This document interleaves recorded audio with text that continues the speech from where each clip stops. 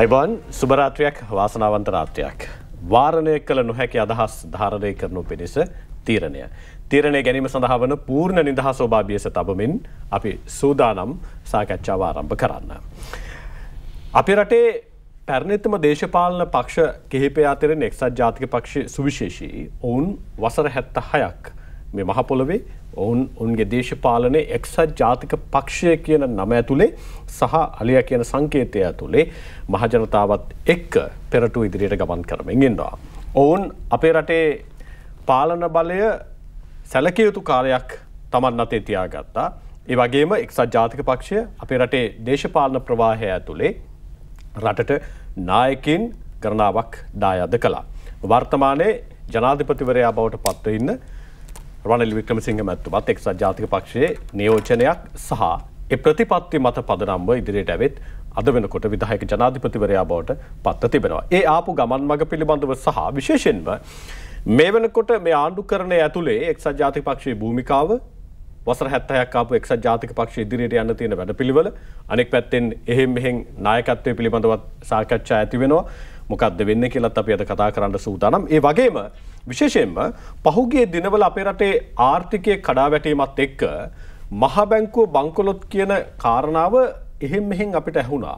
සහ අනෙක් පැත්තෙන් රට බංකොලොත් වෙන්න යනවා සහ මූල්‍ය පද්ධතිය කඩාගෙන වැටෙන්න සූදානමක් තියෙනවා. එහෙම වුණොත් රට අනතුරකටපත් වෙන්නේ කියලා බොහෝ දෙනෙක් විචාරකයන් අනෙක් පැත්තෙන් ආර්ථික විශ්ලේෂකයන් අනතුරු ඇඟවීම් සිද්ධ කළා. ඒ මත පදනම්ව එක්සත් ජාතික පක්ෂයේ වර්තමාන පාර්ලිමේන්තු නියෝජනයේ වජිර අබේවර්ධන මහත්තයා මෑතකදී සඳහන් කළා, එකවරක් නෙවෙයි අවස්ථා කිහිපයකදී සඳහන් කළා මහ බැංකුව බංකොලොත් කීප කෙනාට නීති ක්‍රියාත්මක කරන්න ඕන කියලා. මේක ටිකක් දරුණු ප්‍රකාශයක්. සහ අනෙක් පැත්තේ මේ තුල තියෙන ලොකු ගැඹුරක් සහ කතා කළ යුතු දෙයක්. අපි ඒ නිසා රනිල් වික්‍රමසිංහ මහත්මයාගේ ජනාධිපති ධූරයට පත්වීමත් එක්ක එක්සත් ජාතික පක්ෂයේ ජාතික ලැයිස්තු මන්ත්‍රී ධූරයට තේරීපත් වුණු වර්තමානයේ එක්සත් ජාතික පක්ෂයේ සභාපති පාර්ලිමේන්තු මන්ත්‍රී වජිර අබේවර්ධන මහත්මයාට ආරාධනා කළාද තීරණයට. අයිබෝන්. මං කැමති වජිර අබේවර්ධන මහත්මයා මේ ඔබතුමාලගේ පක්ෂ සංවස්තරයට යන්න කලින් දැන් රනිල් වික්‍රමසිංහ මහත්මයා ජනාධිපතිවරයා බවට පත් වුණාට පස්සේ ජනාධිපති ධූරේ දිවුරුම් දුන්නාට පස්සේ ඔබතුමා තමයි ගිහිල්ලා එක්සත් ජාතික පක්ෂයේ පාර්ලිමේන්තු නියෝජනය අතර ගන්නේ. ඔබතුමාට වැඩි සුදුස්සෙක් එක්සත් ජාතික පක්ෂයේ හිටියේ නැද්ද රනිල් වික්‍රමසිංහ මහත්තයාගෙන් පස්සේ පාර්ලිමේන්තු නියෝජනය කරන්න? ඒක සාමූහික තීරණයක්. ඉතින් ඒ සාමූහික තීරණයකදී මම හිතන්නේ වෙනත් ප්‍රශ්නයක් මතුවෙනවා කියලා. සාමූහික තීරණයක් කිය ඔබතුමයි එතුමයි තීරණය ගත්තා. පක්ෂයේ සියලු දෙනා ඒකමතිකව හිටියා මතයක එය නියෝජනය කළ යුතුයි කියලා. ඒ අනුව නියෝජනය කළා. ඔබතුමාට විශ්වාසයක් තියෙනවද එක්සත් ජාතික පක්ෂයේ මේ മന്ത്രി ධූරය අරගෙන රනිල් වික්‍රමසිංහ මහත්තයා පාර්ලිමේන්තුවෙන් එහාට ගිහිල්ලා විධායකයෙක් වඩුණාට පස්සේ එක්සත් ජාතික පක්ෂයේ කාර්යභාරය පාර්ලිමේන්තුව තුළ ඔබතුමාට කරන්න පුළුවන් කියලා? රනිල් වික්‍රමසිංහ මහත්මයා කරපු කාර්යභාරය එක්සත් ජාතික පක්ෂයේ කිසි කෙනෙකුට කරන්න බෑ. නෑ පාර්ලිමේන්තු භූමිකාව වෙන කිසි කෙනෙකුට කරන්න බෑ. එතුමා එක පැත්තකින් පාර්ලිමේන්තුවේ අවුරුදු 45ක පළපුරුද්දක් අනිත් පැත්තෙන් වසර 50ක දේශපාලන පළපුරුද්දක්. ඒ වගේම එතුමා දැනට ආසියාවෙත් ලෝකෙත් සිටින නායකින් අතර ප්‍රමුඛ ස්ථානයේ ඉන්න නායකයෙක්. ඒ හා සමාන නායකයෙක් එක්සත් ජාතික පක්ෂෙත් නැහැ, කිසිම දේශපාලන පක්ෂයකත් නැහැ. ඒ නිසා එතුමා කරන කාර්යභාරය කාටවත් ඉටු කරන්න බෑ. එතුමාව අනුගමනය කරන්න පුළුවන්. අනුගාමිකයෙක් වෙන්න පුළුවන්. එතුමා දෙන උපදෙස් අනුව පාර්ලිමේන්තුව තුළ ක්‍රියා කරන්න පුළුවන්. ඒක තමයි ඒ සම්බන්ධයෙන් මට කියන්න තියෙන්නේ. එක්සත් ජාතික පක්ෂය දැන් ඔබතුමා ඔය පාර්ලිමේන්තු ධූරේ දෙවුරුම් දුන්නාට පස්සේ ඔබතුමාලගේ කෘත්‍යාධිකාරී මණ්ඩලය එහෙම නැත්නම් ඔබතුමාලගේ ඉන්න පිරිස සාකච්ඡා කළාද? ඊට පස්සේ නැත්නම් මුණ ගැහිලා ඔබතුමාලා යම් ආකාරයක අදහස් උමරු කරගැනීමක් සිදු කළාද? ඇත්ත වශයෙන් දැන්ට ප්‍රධාන තේමා වෙලා තිබුණේ බංකොලොත්තු රටක් බාරගෙන විශාල කාර්යභාරයකට පක්ෂ නායකතුමා ඒ කියන්නේ 9 වෙනි විධායක ජනාධිපතිවරයා හැටියට සුවිශේෂ කාර්යභාරයක් එතුමාට කරන්න සිද්ධ වෙලා තිබෙනවා. ඒ කාර්යභාරය අතරේ පක්ෂයේ කෘත්‍යාධිකාරී මණ්ඩලය එතුමා වැඩ බලන ජනාධිපති අකමැති හැටියට ඉන්න අවස්ථාවේදී මුණ ගැහුණා, සාකච්ඡා කළා. ඒ අනුව ඉදිරියට ගමන් කළා. දැනට තිබෙන ජාතික ප්‍රශ්න ටික අවසන් වුණාට පස්සේ ඒ වගේම අපේ සම්මේලනය අද දවසේ දැන් අවසන් වුණා. අද දවසේ අවසන් වුණාට පස්සේ සම්මේලනයේ අපි තීරණය කළා තිබෙනවා ගමන් කළ යුතු මාර්ගය විශේෂයෙන් ආණ්ඩුක්‍රම ව්‍යවස්ථාවේ 27 එක භගන්තිය අනුව විධායක ජනාධිපතිවරයා ප්‍රකාශයට පත් කරා පාර්ලිමේන්තුවේ මීළඟ වසර 2048 වෙනකොට නිදහස ලැබලා අවුරුදු 100ක් වෙනකොට ශ්‍රී ලංකාව කොතනද තිබිය යුත්තේ කියලා. ඒක තමයි රාජාසන කතාව හැටියට එතුමා පාර්ලිමේන්තුවේ කළ ප්‍රකාශය. දැන් මේ ප්‍රකාශයට අනුකූලව එක්සත් ජාතික පක්ෂය සකස් වෙන්න තිබෙනවා. පරණ එක්සත් ජාතික පක්ෂයට මේ රටේ ගමන් මාර්ගයේ යන්න බෑ. මේ රටේ කිසිම දේශපාලන පක්ෂයකට පරණ දේශපාලන ව්‍යාපාරයක් ශ්‍රී ලංකාව තුළ ක්‍රියාත්මක කරන්න බෑ. ඕකමනේ කියලා එක්සත් ජාතික පක්ෂය හිටපු මේ සජිත් ප්‍රේමදාස මහත්තයා වජිර අබේවර්ධන මහත්තයා උතනින් ඉවත් වෙන්නේ කැඩෙන්නේ. පරණ ගමන් මගේ යන්න බෑ අලුත් නායකත්වයකට තරුණයෙකුට එක්සත් ජාතික පක්ෂයේ බැටන් එක දෙන්න ඕන ඉස්සරහට අරගෙන යන්න. නායකත්වයේ සම්බන්ධයෙන් ඇතිවුණු මතකැටුමක්නේ පිපිරීමක් බවට පත් උනේ. ඒ ඔබට දකින විදිය පේන විදිය. ඊට වඩා ගැඹුරුයි ඒ පිළිබඳ තියෙන ප්‍රශ්නය. දැන් උදාහරණයකට ගත්තාම 1946 සැප්තැම්බර් 6 වෙනිදා එක්සත් ජාතික පක්ෂයේ පිහිටවන්න කලින් මේ රටේ නිදහස ලබා ගැනීම සඳහා එක පැත්තකින් අමාත්‍යප ව්‍යාපාරය ආරම්භ වෙලා තිබුණා. අනිත් පැත්තෙන් පසු කාලීනව ලංකා ජාතික සංගමය ආරම්භ වෙලා තිබුණා.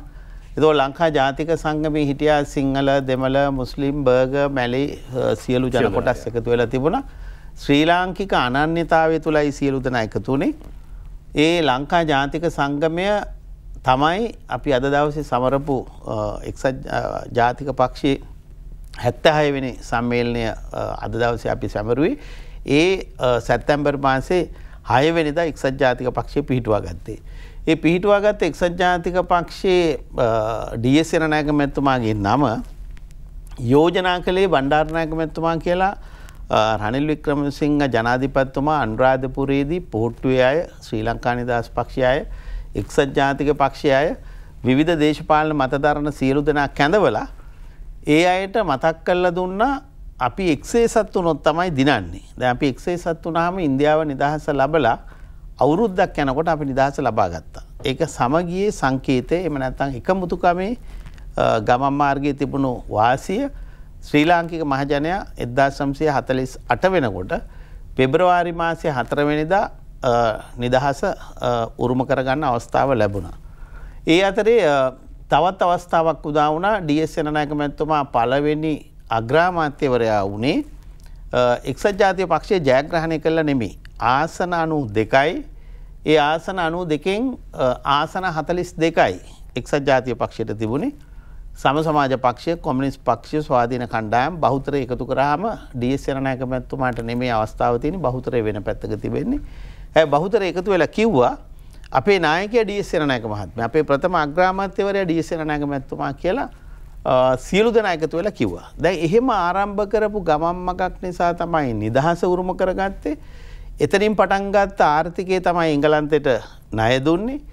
එතනින් පටන් ගත්ත ගමන් මාර්ගය තමයි යම් යම් ව්‍යාපාර ආරම්භ කළේ. ගල්ඔය ව්‍යාපාරේ නොඑක ඒවා ආරම්භ කරේ විදේශ මුදල් නැතුව. එතකොට මේ ආරම්භ කරපු ව්‍යාපාරය 1952 වෙනකොට ශ්‍රී ලංකා නිදහස් පක්ෂයේ සැප්තැම්බර් 2 වෙනිදා සැමරුවා. ඒ අයගේ පක්ෂයට වසර 71ක් පිරීම.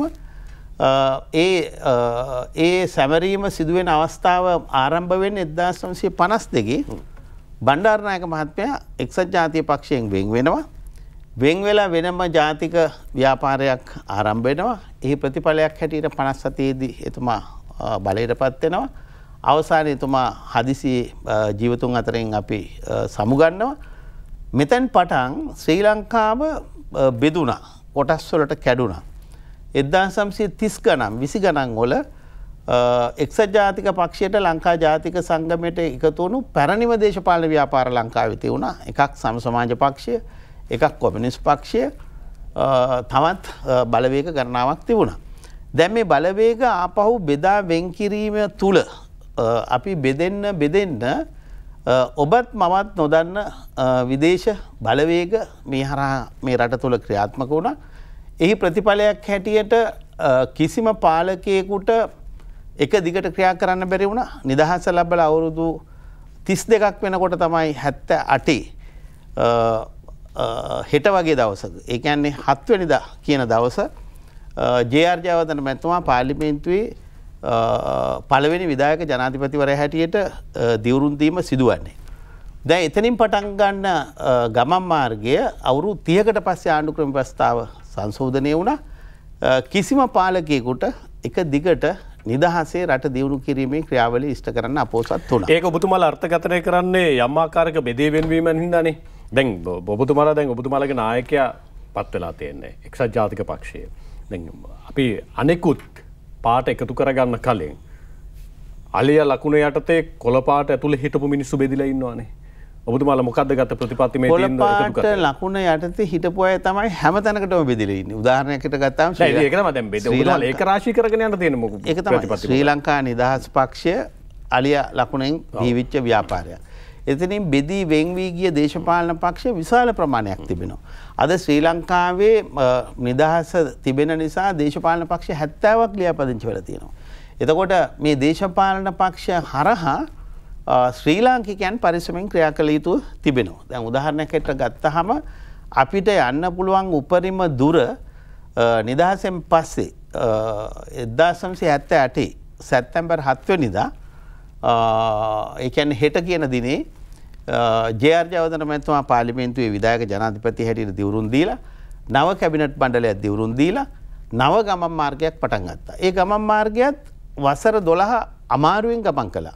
ඒ නිසා මේවයි අත්දැකීම් තියෙන නිසා තමයි වර්තමාන රනිල් වික්‍රමසිංහ ජනාධිපතිතුමා දිගටම කියන්නේ අපි වසර 25කට වෙනස් කළ නොහැකි යකඩ වගේ රාමුවක් හදාගනිමු. එතකොට මේ රාමුව ඇතුලේ ශ්‍රී ලාංකික මහ ජනතාවට ආසියාවෙත් ලෝකෙත් බල සම්පන්න ආර්ථිකයක් තිබෙන පිරිසක් හැටියට සිට ගන්න පුළුවන්කම ලැබෙනවා. ඔතන ඔබතුමා අපි ජාතික ප්‍රතිපත්තියක් සහ පළල් එකඟතාවයක් කියන කාරණාව අපි කතා කරමු. ඒක කතා කළ යුතුයි.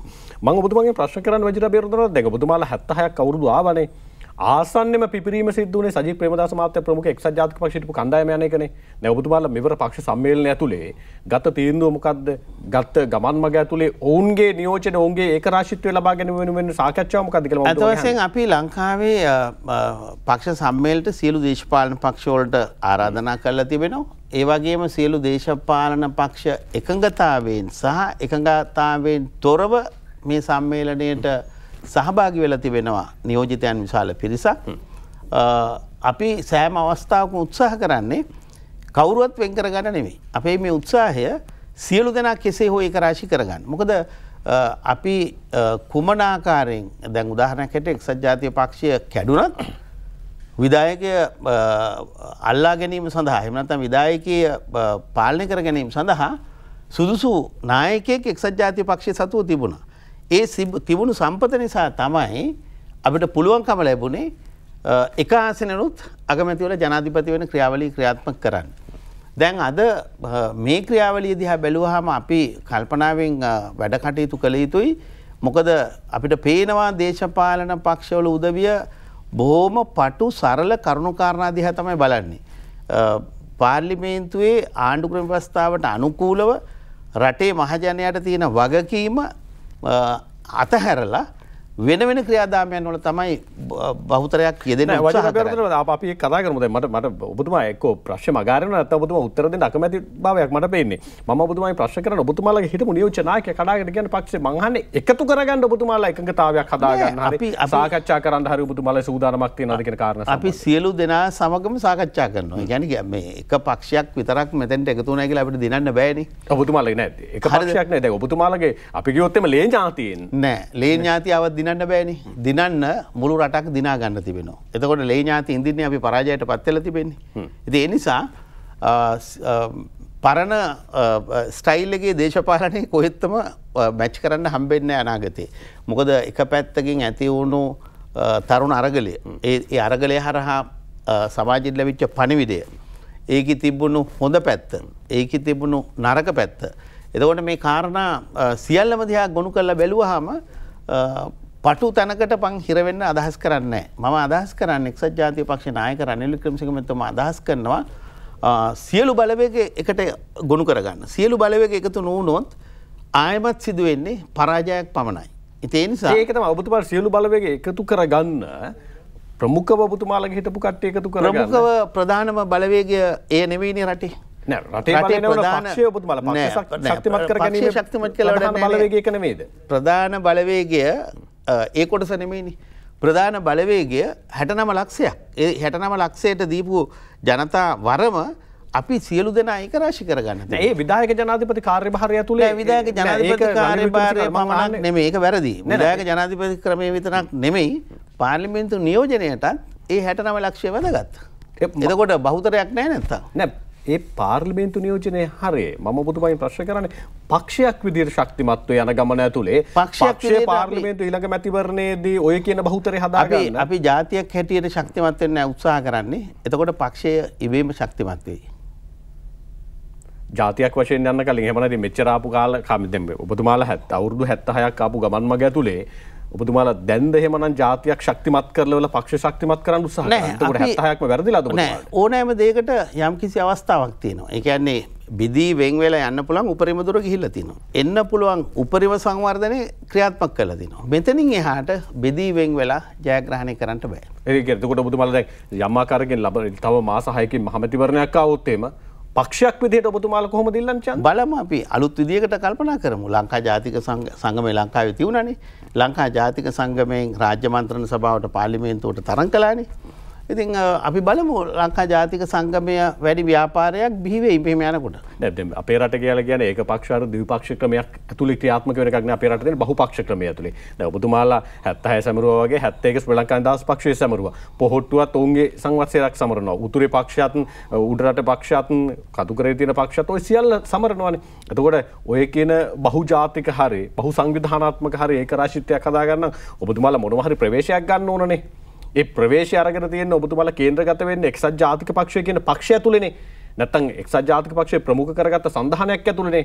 එතකොට ඒ සඳහා වන ප්‍රවේශයක් මොකක්ද කියලා මම හිතන්නේ ඔබට මේක මම හිතන්නේ තාම මේ රට තියෙන ওই විදිහට මම හිතන්නේ ඔබට තේරුම් නෑ ඔබතුමා පක්ෂ සම්මේලනයත් එක්ක පක්ෂ තියෙන ස්ථාවරත්වය ගැන ඔබට අවබෝධයක් ඔබට තියෙන තාම බෙදුණු කැඩුණු මනසක් නෑ බෙදුණු කැඩුණු මනස නෙවෙයි ඔබතුමාලා එහෙනම් ඡන්දේ ඉල්ලනකොට ඔබතුමාලා එකවන් ඉල්ලනවා ඒක අපේ රටේ එක පක්ෂ ක්‍රමයක් නේ තියෙන්න ඕනේ නෑ ඔබට තේරෙන්නේ නෑනේ රට කොහෙද තියුනේ කියලා හිතන්නකෝ රූපවාහිනිය ITN කොහෙද තියුනේ කියලා හිතන්නකෝ පහුගිය මාස 6 පෞගේ අවුරුද්ද ඇතුළත කොහෙද තියුනේ කියලා හිතන්නකෝ හැංගිලානේ හිටියේ කපාරේ ගියා යන්න බැරි තත්ත්වයක් නේ තිබුණේ. ඒතකොට එවැනි සමාජ ක්‍රමයක් වෙනස් කරන්න අවශ්‍ය කරන ව්‍යායාමයට අපි යන්නේ. අපි මාධ්‍යත් මං හිතනවා පටු දේශපාලනයෙන් ඉවත් වී යුතුව තිබෙනවා. මාධ්‍යත් ජාතික ව්‍යාපාරයක් බවට පරිවර්තනය කරගත යුතුව තිබෙනවා.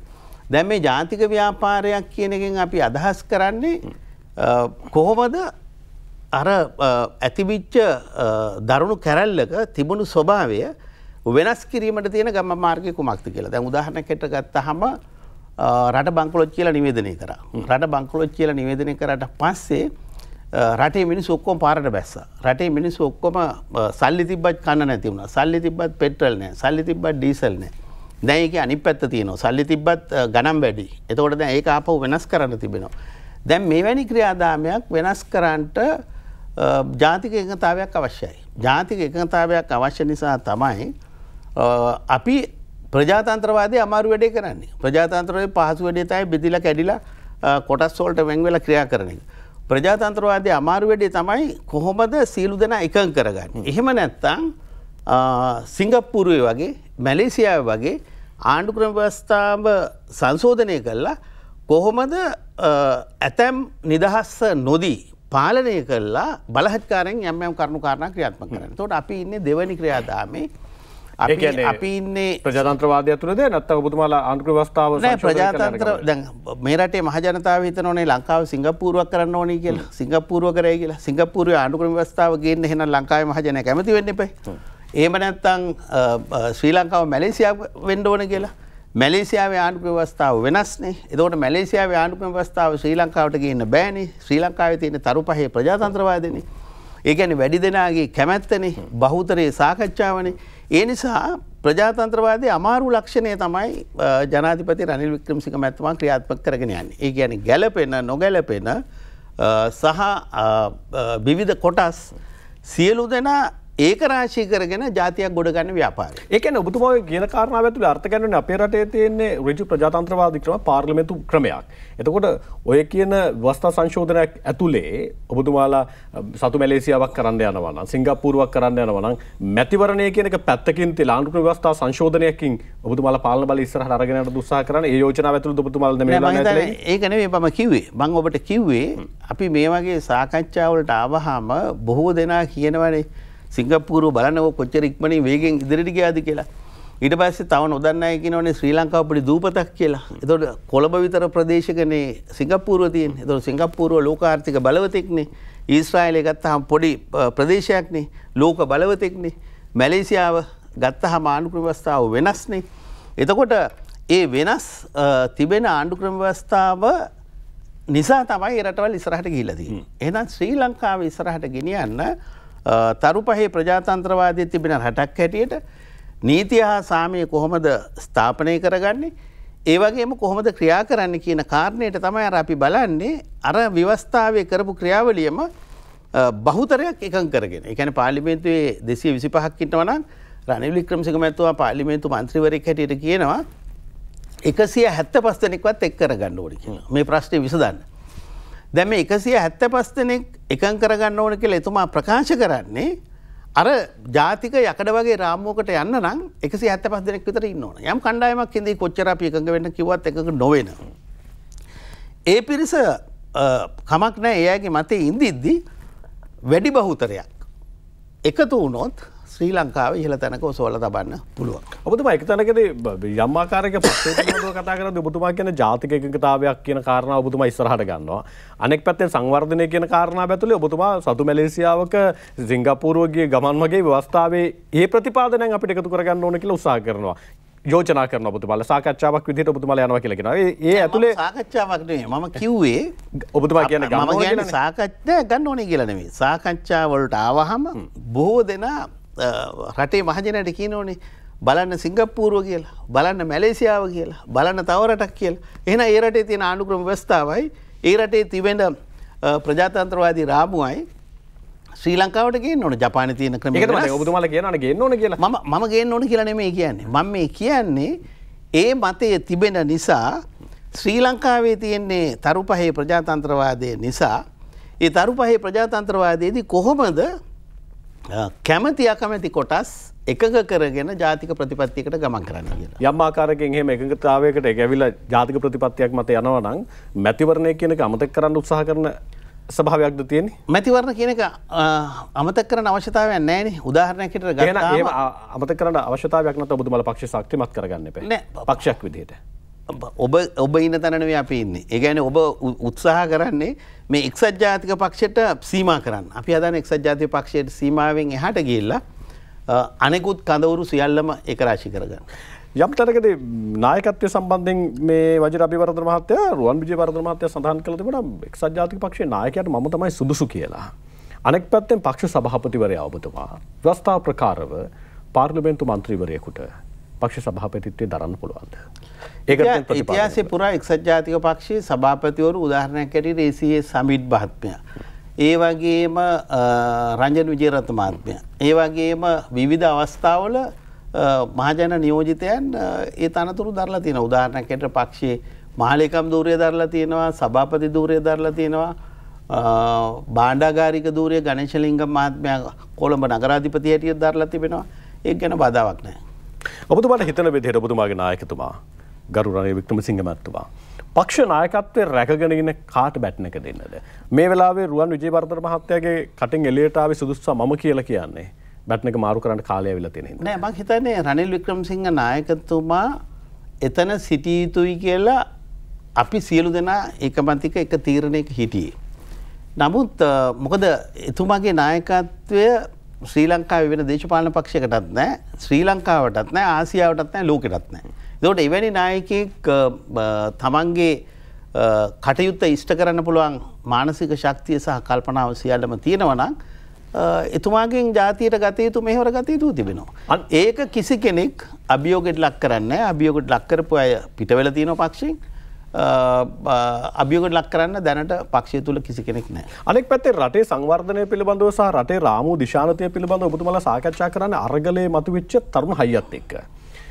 ඒක පක්ෂයට ආදේශ කරගත්තොත් යම් ආකාරයක පක්ෂය ඉස්සරහට අරගෙන යන්න ගරු චරිතයක් විදිහට නැත්නම් ජ්‍යෙෂ්ඨ චරිතයක් විදිහට ගරු රනිල් වික්‍රමසිංහ මැතිතුමා තියාගෙන නායකත්වය ඇතුලේ ගරු නායකත්වයකට තියාගෙන ඔබතුමාලටත් ඕන ගරු පක්ෂ සභාපතිත්වයක් හදාගෙන ඉහළ තැනක් හදාගෙන දෙවෙනි පළක් මතු කිරීම වෙනුවෙන් රුවන් විජේවර්ධන මහත්තයලා එනවා. ඊට පස්සේ මේ බැටන් එක කොතනකදී හරි ගන්න ඕන පිරිසක් ඉන්නවා.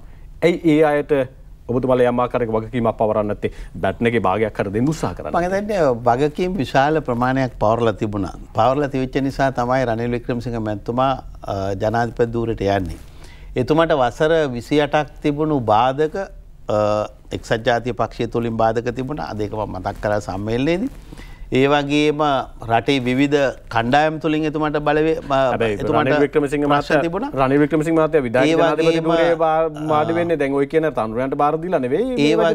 ඒ වගේම එතන තිබුණා එතුමාට එරෙහිව විදේශ බලවේග, දේශීය බලවේග ඒ සියල්ලම පරාජය කරමින් තමයි රනිල් වික්‍රමසිංහ මැතිතුමා ඒ අදාළ ස්ථානට ගමන් කරේ. රටේ ඇති වුණ ආර්ථික මහා විප්ලවයක් ඒකම තරුණ තරුණියන්ගේ විශාල සමාජ කැරැල්ලක්.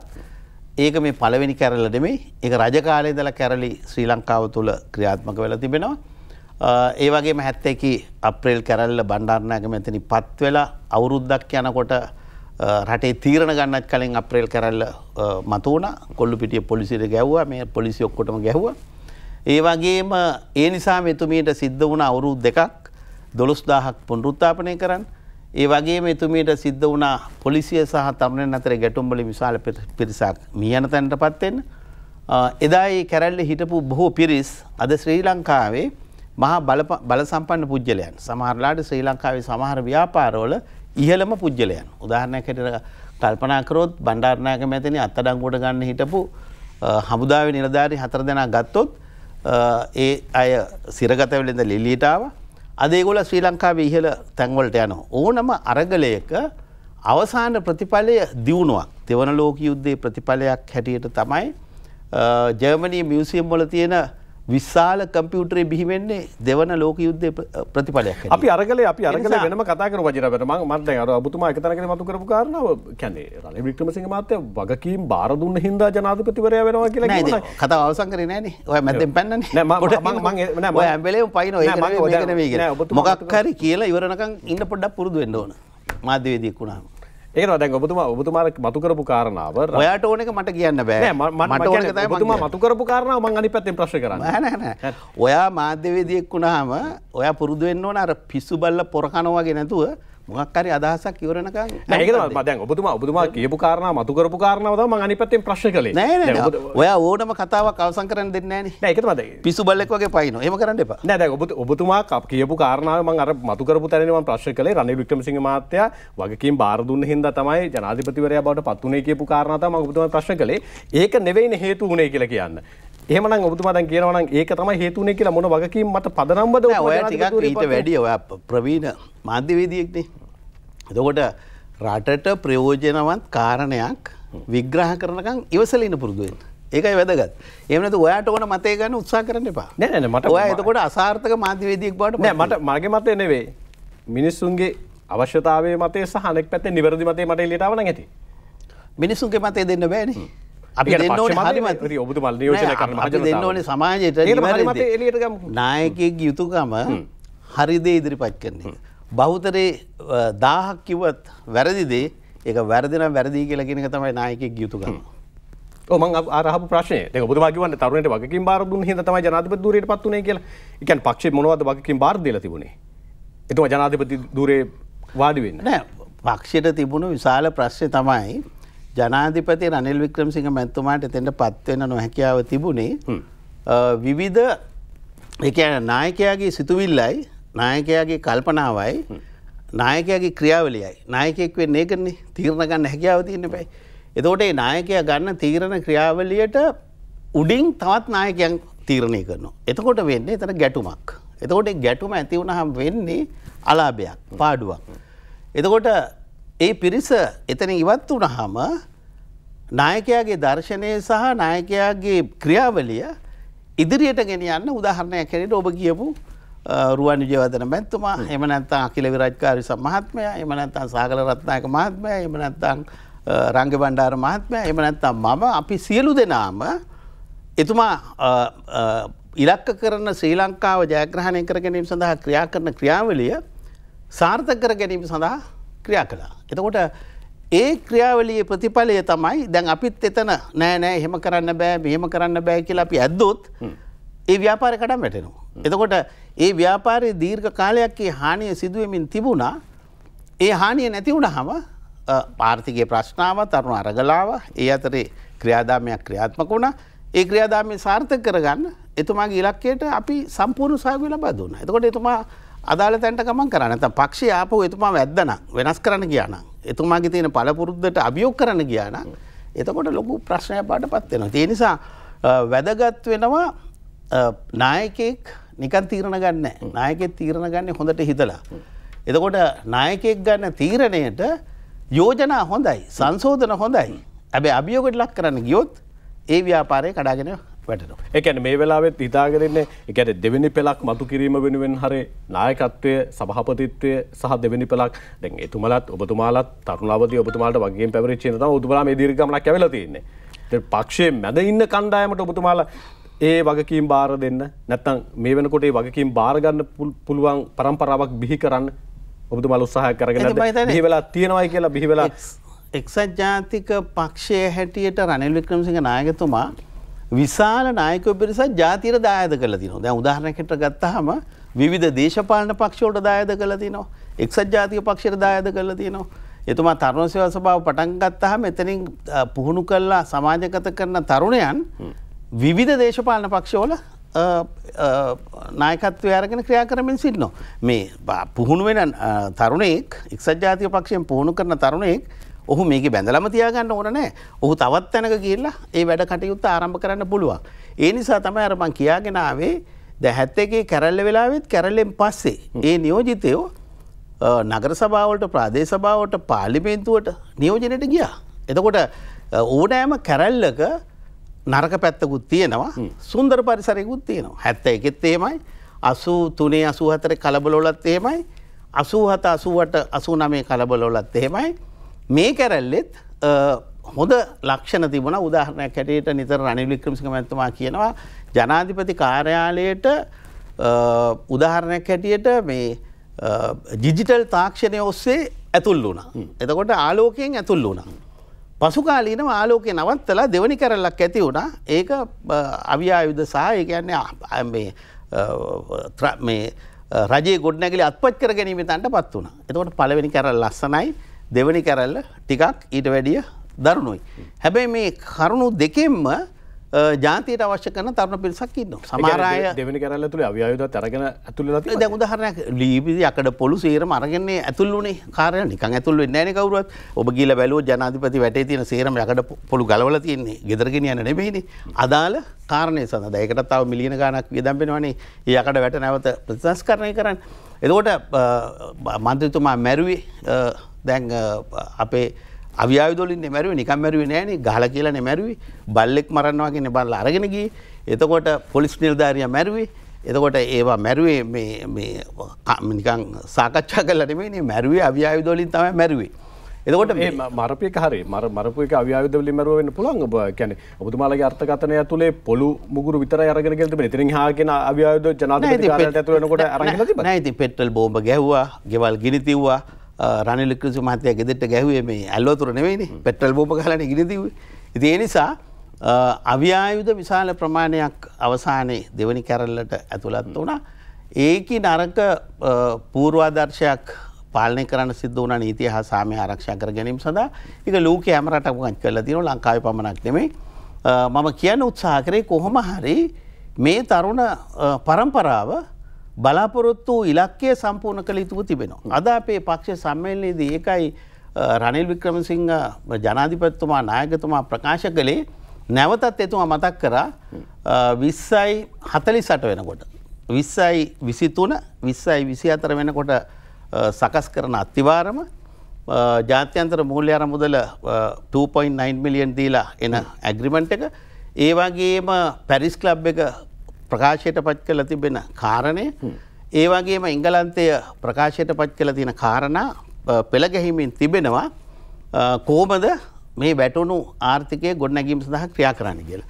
එතකොට පාර්ලිමේන්තුව අමතලා ජනාධිපති රනිල් වික්‍රමසිංහ මහත්මයා ප්‍රකාශ කළා ආණ්ඩුක්‍රම ව්‍යවස්ථාවේ 27 අනුව ජාතික ප්‍රතිපත්ති සහ මූලධර්ම කියන කාරණේ උඩ කොහෙද අපි යන්නේ කියලා. එතකොට අපි යන්න හදනවා 20:48 දී නිදහස ලැබලා අවුරුදු 100ක් වෙනකොට මේ රටේ තරුණ තරුණියන් මේ රටෙන් පිට වෙලා රැකියා කරන ක්‍රමය හැදුවෙත් 1977න් පස්සේ දැන් නැවත ක්‍රමයක් අවශ්‍ය කරලා තිබෙනවා. ලෝකයේ තරුණ තරුණියන් ශ්‍රී ලංකාවට ඇවිල්ලා වැඩ කරන පරිසරයක් නිර්මාණය කර ගැනීම සඳහා ආර්ථිකයක් තිබෙන ස්ථානයක් බවට පරිවර්තනය කර ගැනීමට කටයුතු කිරීම. ඒ තමයි සම්මේලනයේදී දරපු ප්‍රධාන ඉලක්කය කියලා මම මතක් කරන්න කැමතියි. දැන් ඔබතුමාලා මේ අපි ඉන්නේ 20:22 නේ. 20:22 කියන්නේ 20:22 අන්තිම. ඔබතුමාලගේ ඉලක්කය තියෙන්නේ 20:48 අවුරුදු 100ක්. මම කියවනේ 20:23 20:24 කියලා. 20:23 දී අදාළ අත්තිවාරම සකස් කරනවා. ඒක 20:48 වෙනකන් ජාතික එකගතාවයකට ගමන් කරන ව්‍යාපාරයක් බවට පරිවර්තනය කරනවා කියලා. අපි ඉතින් මෙහාට එමු. දැන් ඔබතුමාලා යන ගමන් මග ඇතුළේ ඔබතුමා අවස්ථා කිහිපයකදීම කිව්වා මේ බංකොලොත් භාවයේ සම්බන්ධයෙන් කරපු ප්‍රකාශයට නීතිය ක්‍රියාත්මක කිරීම සිද්ධ කරන්න කියලා. දැන් ඔබතුමා අවස්ථා කිහිපයකදී මේ සම්බන්ධයෙන් මතේ අදහස මතේ ඉදිරිපත් කළානේ. මට ඇයි කියන්නේ ඔබතුමා ප්‍රමුඛව කියපු කාරණාවක් ඒක. වජිර අබේවර්ධන මහත්තයා ඇයි ඔබතුමා ටිකක් බර දාලා ඒක හේතුවක් විදිහට උඩට උලුප්පලා ගන්නෙ? මම හිතන්නේ පාර්ලිමේන්තුවේ මහජන නියෝජිතයන් 225 දෙනාට තියෙන ප්‍රධාන යුතුයකම් දෙකක්. එක ප්‍රධාන යුතුයකමක් තමයි රාජ්‍ය මූල්‍ය පාලනය. ආණ්ඩුක්‍රම ව්‍යවස්ථාවේ 148 වෙනි වගන්තිය. 148 වෙනි වගන්තිය කියනවා රාජ්‍ය මූල්‍ය පිළිබඳ සම්පූර්ණ වගකීම පාර්ලිමේන්තුව සතු වන්නේය. ඒක තමයි 148 පළවෙනි පේලි දෙක. ඒ යටතේ තිබෙනවා 149 150 සහ යම් කිසි කරදරයක් වුණොත් 151ට යන්න කියලා. ඒකම පාර්ලිමේන්තු මන්ත්‍රීවරුන්ට තියෙන තව වගකීමක්. ඒ තමයි ආණ්ඩුක්‍රම ව්‍යවස්ථාවේ 27.1 සඳහන් වෙන්නේ රජයේ ජාතික ප්‍රතිපත්ති සහ ප්‍රතිපත්ති මූලධර්ම සකස් කිරීමේ පිටු දෙකක් තිබෙනවා ආණ්ඩුක්‍රම ව්‍යවස්ථාවේ. ඒකේ අවසාන පේලිය තියෙනවා ඒක තිබෙනවා වෙනත් නීතිමය පදනමකුත් ඒ ගැන අපිට සොයා බලන්න තිබෙනවා. ඒකේ අන්තිම පේලියේ තියෙනවා ඒ ප්‍රතිපත්ති ක්‍රියාත්මක කළත් නොකළත් ඒ ප්‍රතිපත්ති ක්‍රියාත්මක නොකිරීම සම්බන්ධයෙන් කිසිම අධිකරණයක ප්‍රශ්න කරන්න බෑ එක. දෙකේ සඳහන් වෙනවා ඒ සම්බන්ධයෙන් කිසිම නීතිමය කටයුත්තක් කරන්න බෑ. එහෙනම් ඒ නිසා තමයි රනිල් වික්‍රමසිංහ එක්සත් ජාතික පක්ෂයේ නායකතුමා විධායක ජනාධිපතිවරයා හැටියට කියන්නේ අපි වසර 25කට වෙනස් කරන්න බැරි ජාතික ප්‍රතිපත්ති රාමුවකට යන් කියලා. එතකොට එහෙම එකකතාවයක් ආවොත් අර 27 තියෙන කාරණේදී ඔන්න മന്ത്രിවරුගේ ජනතාවගේ ආරක්ෂාව සඳහා අවශ්‍ය පියවර ගැනෙනවා. ඊළඟට ඔබ කිව්ව කාරණේ තමයි ඇයි මේක මම මතු කරේ. මේක මම පමණක් නෙවෙයි මතු කරේ. දැන් උදාහරණයක් හැටියට මේ අවුරුද්දේ අප්‍රේල් 8 වෙනිදා හන්සාඩ් වාර්තාවේ තියෙනවා රනිල් වික්‍රමසිංහ මහත්මයාගේ කතාවේදී තුමා කියනවා කොහොමද මෙහෙම රට බංකොලොත් කරේ? මොකද්ද මේකේ තියෙන අයිතිය? කොහොමද මේක සිදු වුනේ? එතකොට එතුමා පාර්ලිමේන්තු මන්ත්‍රීවරයා හැටියට ක්‍රියා කරමින් සිටින අවස්ථාවේ එතුමා අහනවා අප්‍රේල් 8 වෙනිදා. අප්‍රේල් 12 වෙනිදා තමයි මේ සම්පූර්ණ රට බංකොලොත් කියන එක නිවේදනය කිරීම සිදු කළේ. සිංහල අවුරුද්ද නොනගතේ තියෙන වෙලාවේ ලංකාව බංකොලොත් කියලා කිව්වා. එහෙම කියන්න බෑ ආණ්ඩුක්‍රම ව්‍යවස්ථාව. ආණ්ඩුක්‍රම ව්‍යවස්ථාව අනුව හැබැයි නිල වශයෙන් එහෙම ප්‍රකාශයක් සිද්ධ වුණේ නෑනේ. ආණ්ඩුවේ පාර්ශවයෙන් විපක්ෂයේ අනන්තවත් කිව්වට නෑ. රජය නිවේදනය කරානේ ණය ගෙවන්නේ නෑ කියලා. නව පහර හැරියාම තියෙන තීරණය තමයි රට බංකොලොත් කියලා අදාළ ස්ථානයට වැටීම. එතකොට ණය පැහැර හැරීම සිදු වුණේ මේ අවුරුද්දට ගෙවන්න තිබුණේ ඒ හිටපු පාලන යන්ත්‍රයට ඩොලර් බිලියන 6.1යි. ඩොලර් බිලියන 6.1යි. ඒක ගෙවන විදිය 2021 අයවැයේදී සහ මුදල් අමාත්‍යාංශයේ ලිපි ලේඛනවල සඳහන් කරලා තියෙනවා මෙන්න මේ විදිහට ආදායම ලැබෙනවා මේ විදිහට රූපවාහිනියෙන් ආදායම වෙනවා මේ විදිහට ITN ආදායම වෙනවා මේවා ආවහම මෙන්න මේ විදිහට අපි මේ ණය ටික ගෙවනවා. දැන් ඒක ගෙවන්න බැරි වුණාම ඒක හැබැයි අපිට එහෙම කියන්නත් බෑ. බිලියන 6න් බිලියන 3ක් ගෙවලා තියුණා අප්‍රේල් 8 වෙනිදා වෙනකොට. බිලියන 3ක් ගෙවලා තියුණා. හරිද? ඒක සමහරලාට ගෙවපු ක්‍රමේ වැරදි වෙන්න පුළුවන්. හැබැයි ගෙවලා තිබුණා. එතකොට සමහරලාට ඔබයි මායි ණයක් ගත්තොත් ඔබ මගෙන් ණය ඉල්ලනකොට මං කියනවා මේ මං වෙන දෙන්නෙක්ගෙන් ඉල්ලලා ඇවිල්ලා බැංකුවකින් අරන් ගිහලා ඔබට දීලා ආපහු තව මොකක් හරි කියලා තව කොහෙන් හරි කරකවලා කියලා මොකක් හරියක් කරනවා. ඒ කියන්නේ මං ණයින් ගැලවෙන්න ඔබට දීලා ඒක ආපහු ක්‍රමයක් යොදා ගන්නවා. කොහොම හරි බිලියන 6.1න් බිලියන 3ක් ගෙවලා තියුණා. චීනට ගෙවන්න තියුණා ඩොලර් මිලියන 70ක්. ඒතකොට චීනට ඩොලර් මිලියන 70ක් ගෙවන්න තිබිච්ච ක්‍රම දෙකක් ඕන නම් තිබ්බනේ. පොඩ්ඩක් කතා කරලා කියන්න තියුණා මාසයක් කල් දෙන්න දෙන්නම් කියලා. නැත්නම් මාස දෙකක් කල් දෙන්න දෙන්නම් කියලා. හැබැයි එහෙම නොකර ණය ගෙවන්නේ නැහැ කියලා තීරණය ගත්තා. එතකොට ඒකට කිව්වා මේ soft default එකක් කියලා. මේ නිකන් සාමාන්‍ය පොඩි වැඩක් කියලා. ඒ පොඩි වැඩක් නෙවෙයිනේ. මම ඔයාගෙන් ණයක් අරන් තියෙනවා. මම සිකුරාදාට දෙන්න තියෙනවා. මම වේලාසනින් ෆෝන් කරලා කියනවා අඟහරුවාදා මේ මම ඔයාගේ සල්ලි දෙන්නේ නැහැ. එතකොට ඔයා මට කියනවා මේ එක හරියන්නේ නැහැ මට සල්ලි ඕන. එතකොට ඔයා නිකන් ඉන්නේ නැහැ. ඔයා ඇවිල්ලා අපේ ගෙදරට තට්ටු කරනවා. තට්ටු කරලා කියනවා මගේ සල්ලි දෙන්න කියලා. එතකොට දැන් කොහොම හරි මේ කාර්යය සිදු වුණා. මේක ආණ්ඩු ක්‍රම ව්‍යවස්ථාවට විරුද්ධයි කියලා මම නොකිය ආණ්ඩු ක්‍රම ව්‍යවස්ථාවට පක්ෂයි කියලා කියන්නේ. එතකොට මම මගේ කතාවේදී කිව්වා ආණ්ඩු ක්‍රම ව්‍යවස්ථාවේ දැන් පළවෙනි වැඩේ අසාර්ථක වුණා නම් අයවැයෙන් ගෙනාපු එක ගෙවා ගන්න බැරි වුණා නම් ඒ කියපු ආදායම නොලැබුණා නම් ඊළඟට ගන්න ඕන පියවර ආණ්ඩු ක්‍රම ව්‍යවස්ථාවේ කියලා තියෙනවා. මොකද්ද? දැන් උදාහරණයක් ඔය මහ බැංකුව ගත්තොතින් අවුරුදු 10 දැන් විශාල අවුරුදු 60කට ආසන්න කාලයක් මේක තියෙනවනේ. එතකොට මහ බැංකුවේ යුතුයකම තමයි මූල්‍ය මණ්ඩලයේ රැස් වෙලා මූල්‍ය මණ්ඩලයේ වාර්තා කරන්න ඕන මුදල් අමාත්‍යාංශයට තත්ත්ව භයානකයි වහාම කැබිනට් මණ්ඩලයට වාර්තා කරන්න කියලා. කැබිනට් මණ්ඩලය වහාම වාර්තා කරන්න ඕන පාර්ලිමේන්තුවට. පාර්ලිමේන්තුවට වාර්තා කරාම පාර්ලිමේන්තුවට පුළුවන් ආණ්ඩු ක්‍රම ව්‍යවස්ථාවේ 151 වෙනි වගන්තිය අනුව මුළු පාර්ලිමේන්තුවම මුදල් අමාත්‍යාංශයක් වෙනවා. එතකොට ඔබතුමා මන්ත්‍රී කෙනෙක් නම් නැගිටලා ගියා කතාවක් මම තව එකක් කියයි මං අද කරන වැඩේ එදා කරන්න තිබුණා. අද කරන්නේ අපි හයට්ස් එකට හොයා ගන්නවා නම් ඉන්වෙස්ටර් කෙනෙක් ලංකා හොස්පිටල් එකට ඉන්වෙස්ටර් කෙනෙක් හොයා ගන්නවා නම් එයා ලංකා එකට ඉන්වෙස්ටර් කෙනෙක් හොයා ගන්නවා නම් අපිට ඒ වැඩේ එදා කරන්න තිබුණා. ඒ කියන්නේ අපිට පේනවනේ වැඩේ දැන් කඩාගෙන වැටෙනවා කියලා ආදායම නැති වෙලා කියලා. ඒතකොට ඒ වැඩේ නොකර බලයක් නැහැ වෙනත් කෙනෙකුට රට ඩිෆෝල්ට් කියලා කියන්න. එතකොට ඒක මං කිව්වා ආණ්ඩු ක්‍රම ව්‍යවස්ථාවේ තියෙන වගන්ති. හැබැයි ඒක අදාළ වෙන්නේ නැහැ එවකට හිටව මුදල් ඇමතිවරයාට. දැන් උදාහරණයක් සබ්රි මහත්මයා ඒ වෙලාවේ මේ ට්‍රාන්සිට් වෙලාවේ ඉන්න මුදල් ඇමති. ඒ කියන්නේ කලබලයක් අවස්ථාවේ ඉන්න මුදල් ඇමති. ඔව්. නමුත් ඔහුට ඒක අදාළ වෙන්නේ නැහැ. මොකද ඔහුටත් දීර්ඝ කාලයක් වාර්තා කළා නෑනේ මේ කාරණේ. ඔහුට කියලා නෑනේ. ඔහුට මූල්‍ය මණ්ඩලයේ රැස් වෙලා තියෙන්න එපා. මූල්‍ය මණ්ඩලයේ කරුණ එතුමාට ඇවිල්ලා තියෙන්න එපා. එතුමාට මේක අදාළ වෙන්නේ නැහැ. හැබැයි එතුමා අමාත්‍යවරයෙක් විදිහට එතුමා වගකීම දරුවානේ. ඔව් හැබැයි මහ බැංකුව අධිපතිවරයාත් එක්ක සාකච්ඡා කරන්නේ එතුමා අන්තිම මොහොතේ කරපු කාර්යභාරය සුවිශේෂයි. ඒ කියන්නේ අන්තිම මොහොතේ හරි ඉක්මනින් ජාත්‍යන්තර මූල්‍ය ආරම්භදලට යන්න තීරණය කළා. ඒකයි වැදගත්. හරිද? ඉතින් ඒ කාරණේ එතන සිද්ධ වුණා. හැබැයි නියමිත වෙලාවට අදාළ කාරණා සිද්ධ වුණේ නැහැ. නෑ දැන් ඔබතුමා ඇයි අලි සබ්රි මහත්තයා යම් ආකාරයක ඔබ චෝදනාවක් කරනවා නම් ණය පැහැර හැරීම සම්බන්ධයෙන් අදාළ බලධාරීන් අදාළ උදවිය මේකට වග කියන්න ඕන කියලා ඔබතුමා චෝදනාවක් කරනවා නම් අදාළ විශේෂ අමාත්‍යවරයයි ඔබතුමා එතන නිදහස් එතුමා ට්‍රාන්සිට් අවස්ථාවේ මාසික මුදල් ඇමතිවරයා. නෑ උනාට එතුමා වගකීමක් ගත්ත ඇමති දිවුරුම් දුන්න ඇමතිවරයෙක්. එතුමාගේ වාක්‍යය එතුමා ඉෂ්ට කළා දෙනවා. එතුමා ඒ ප්‍රශ්නේ විසඳීම සඳහා ජාත්‍යන්තර මූල්‍ය ආරමුදල තමයි සොලියුෂන් එක විසඳුමට වහාම එතුමා ගමන් කළා තියෙනවා. ඒක එතුමාගේ යුතුයකම ඉෂ්ට කළා තිබෙනවා. ඒක කවුද වග කියන්න ඕන කියලා ඔබතුමා මම අත වශයෙන් මේක හිටපු නිලධාරීවක් කියන්න ඕන මේ தത്വෙට. මේ தത്വෙට මම ඒ නිසා තමයි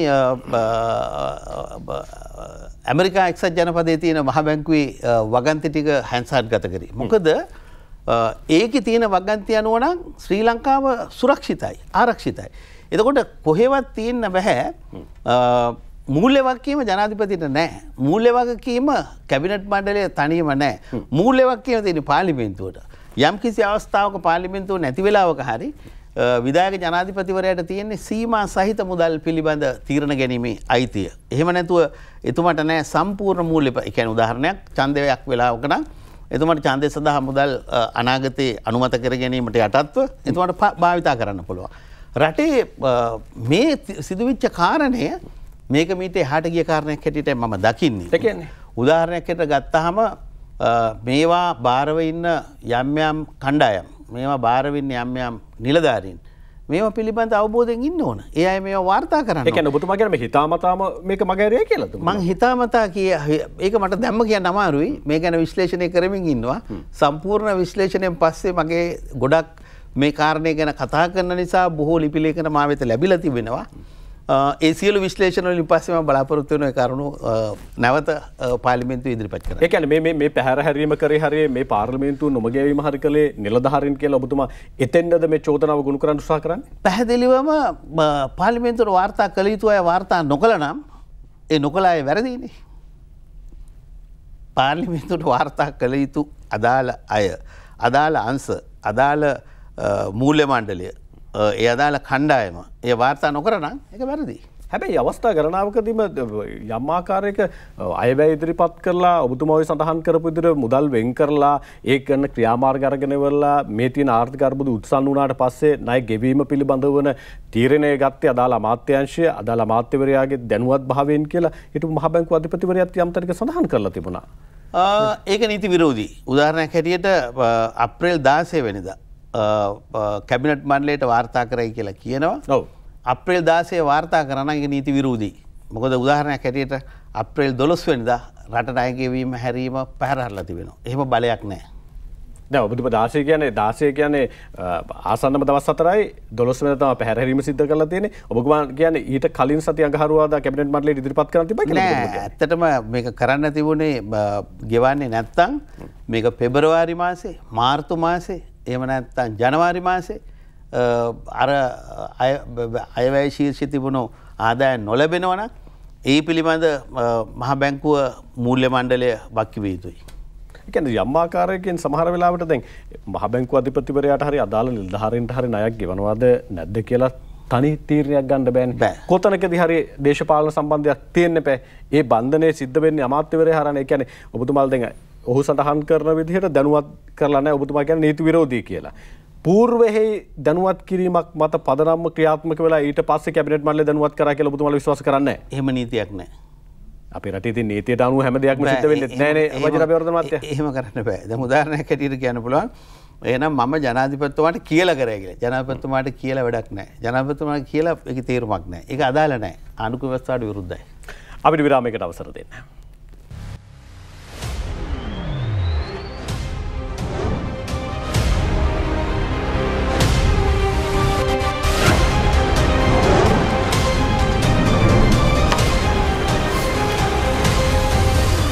අපි අලුත් තීරණය සමගින් අද එක්සත් ජාතික පක්ෂයේ සභාපති පාර්ලිමේන්තු මන්ත්‍රී වජිර අබේවර්ධන මැතිතුමන් එක්ක අපි තීරණයේ ඉන්නේ.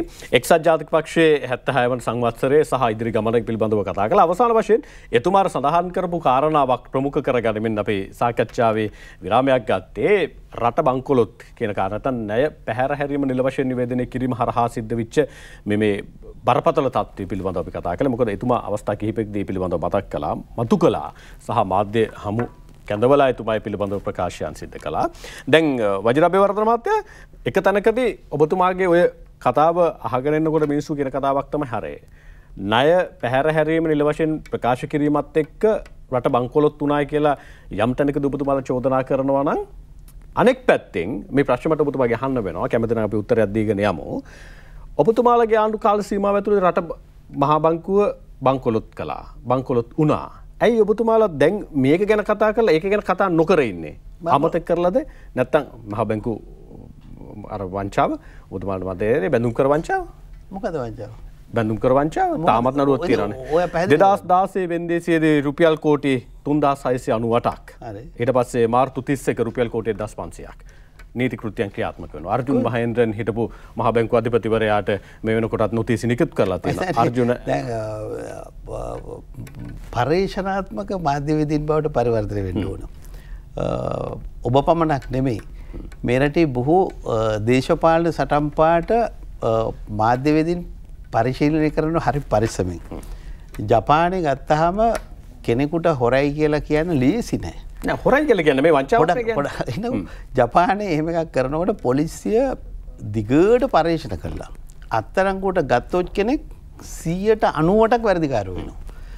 ශ්‍රී ලංකාවේ දේශපාලන සංස්කෘතියේ තියෙනවා දෙයක් මම කියන්නේ එකින් සියලු දෙනා නිදහස් කියලා වැරදි තියෙනවා අකටයුතු තියෙනවා අකරමිකතා තියෙනවා හැබැයි ශ්‍රී ලංකාවේ දේශපාලනේ තියෙනවා අරයා හොරා මෙයා හොරා කියනවා දැන් මම අහනවා ඔබෙන් සිදුවෙලා තියෙන හොරකම මට පැහැදිලි කරලා දෙන්න. ඔව් ඒක තමයි මේ එහෙම නම් කියන්නේ නීතිපති දෙපාර්තමේන්තුවේ නෑ ඔබ එහෙම කිව්වට ඔය මුළු මුදලම එහෙමම සීල් තියලා තිබෙනෝ එක. දෙවනි කාරණේ මහ බැංකු ලෝකේ වෙනස් වෙලා ලෝකේ අලුත් ක්‍රම ඇවිල්ලා ලෝකේ සිස්ටම් එක සම්පූර්ණයෙන් මාරු වෙලා ශ්‍රී ලංකාවේ ගත්තොත් වර්ණසේන රාසපුත්‍ර මැතිතුමාගේ ඉඳලා ගත්තොත් දිග ඉතිහාසයක් අපි ගත්තොත් මහ බැංකු අධිපතිවරු ස්වාධීනයි කිය ඉන්නෝ මිසක් ලෝකෙත් එක්ක තරම් කරන නීති රීති පද්ධති එකක්වත් ගෙනල්ලා නැහැ. අත වශයෙන් මම මේ වෙලාවේ ජනාධිපති රනිල් වික්‍රමසිංහ මැතිතුමාට ස්තුතිවන්ත වෙනවා මගේ කැබිනට් මණ්ඩලයේ හිටියා. මගේ ලිපි ටික හොඳට කියවෙව්වා ඒ කැබිනට් පත්‍රිකා කීපේ අදටත් මගේ ළඟ තියෙනවා. 2017-18 ලෝකෙට ගැලපෙන නීති රීති පද්ධතිය මේ ලෝක බැංකුව ආසියානු සංවර්ධන බැංකුව ජයිකායක වෙනත් ලෝකයේ ආධාර දෙන කණ්ඩායම් නිතර කියන සංශෝධන කැබිනට් පත්‍රිකා දෙකකින් කැබිනට් මණ්ඩලය සම්මත කරා. දැන් නීති නැති තැන මිනිස්සු ලාභ ගන්නවා. එතකොට ඒ ලාභය ශ්‍රී ලංකාවේ තියෙන ප්‍රශ්න කීපයක් මේ මහජනයා දුක් විඳින්න. එකක් තමයි අයුතු ලාභ පාලනය කිරීමේ නීති රීති ශ්‍රී ලංකාවේ තාම නැහැ. අයුතු ලාභ පාලනය කිරීමේ නීති ඉක්මනින් ගේන තියෙනවා ලංකාවේ. ලෝකේ රටවල තිබෙනවා. ඒ කියන්නේ ඔයාට බිස්නස් එකක් කරන්න පුළුවන්. ඔයාට 100% ලාභයක් ගන්න පුළුවන්. හැබැයි ඔයාට 500% ලාභ ගත්තොත් ඒ අයුතු ලාභ වැඩිපුර කොහොමද ලබා ගන්නේ රජය? එහෙම නැත්නම් අනෙක් මහජනයා වෙනුවෙන් ඒක කොහොමද ගන්න කියන නීති රීති නැහැ. තුන්වෙනි කාරණේ තමයි මේ කියන ක්‍රියාවලියේදී අපි බලමු දැන් ඔබ කියනෝනේ අධිකාරිය නඩුවක් එහෙම තාම තියෙනවා නේද මේ දැන් බලමු අපි නඩුව මොකද වෙන්නේ කියලා. දැන් උදාහරණයක් ගත්තාම දාන්න හේතුවක් නැතුව නෙවෙයිනේ. ලංකාවේ නඩු දාන්න හේතුවක් තියෙන්න ඕනේ නැහැ. ඒ ජපානේ. ඒ කියන්නේ මේ ලංකාව. එහෙම නැත්නම් මේක නිදහස් කරගන්න කියන ඔබතුමාලගේ නෑ නිදහස් කරගන්න නෙවෙයි. නෑ ඔබතුමාලා කියන යහපාලන කාල සීමාව තුලත් මේ පැත්තට නඩු දැමීම හේතුවක් නැතුවද? නෑ සමහර අවස්ථාවල දේශපාලන සටන් පාට අනුව තියෙන නඩු දැමීමට මම එකඟ නෑ.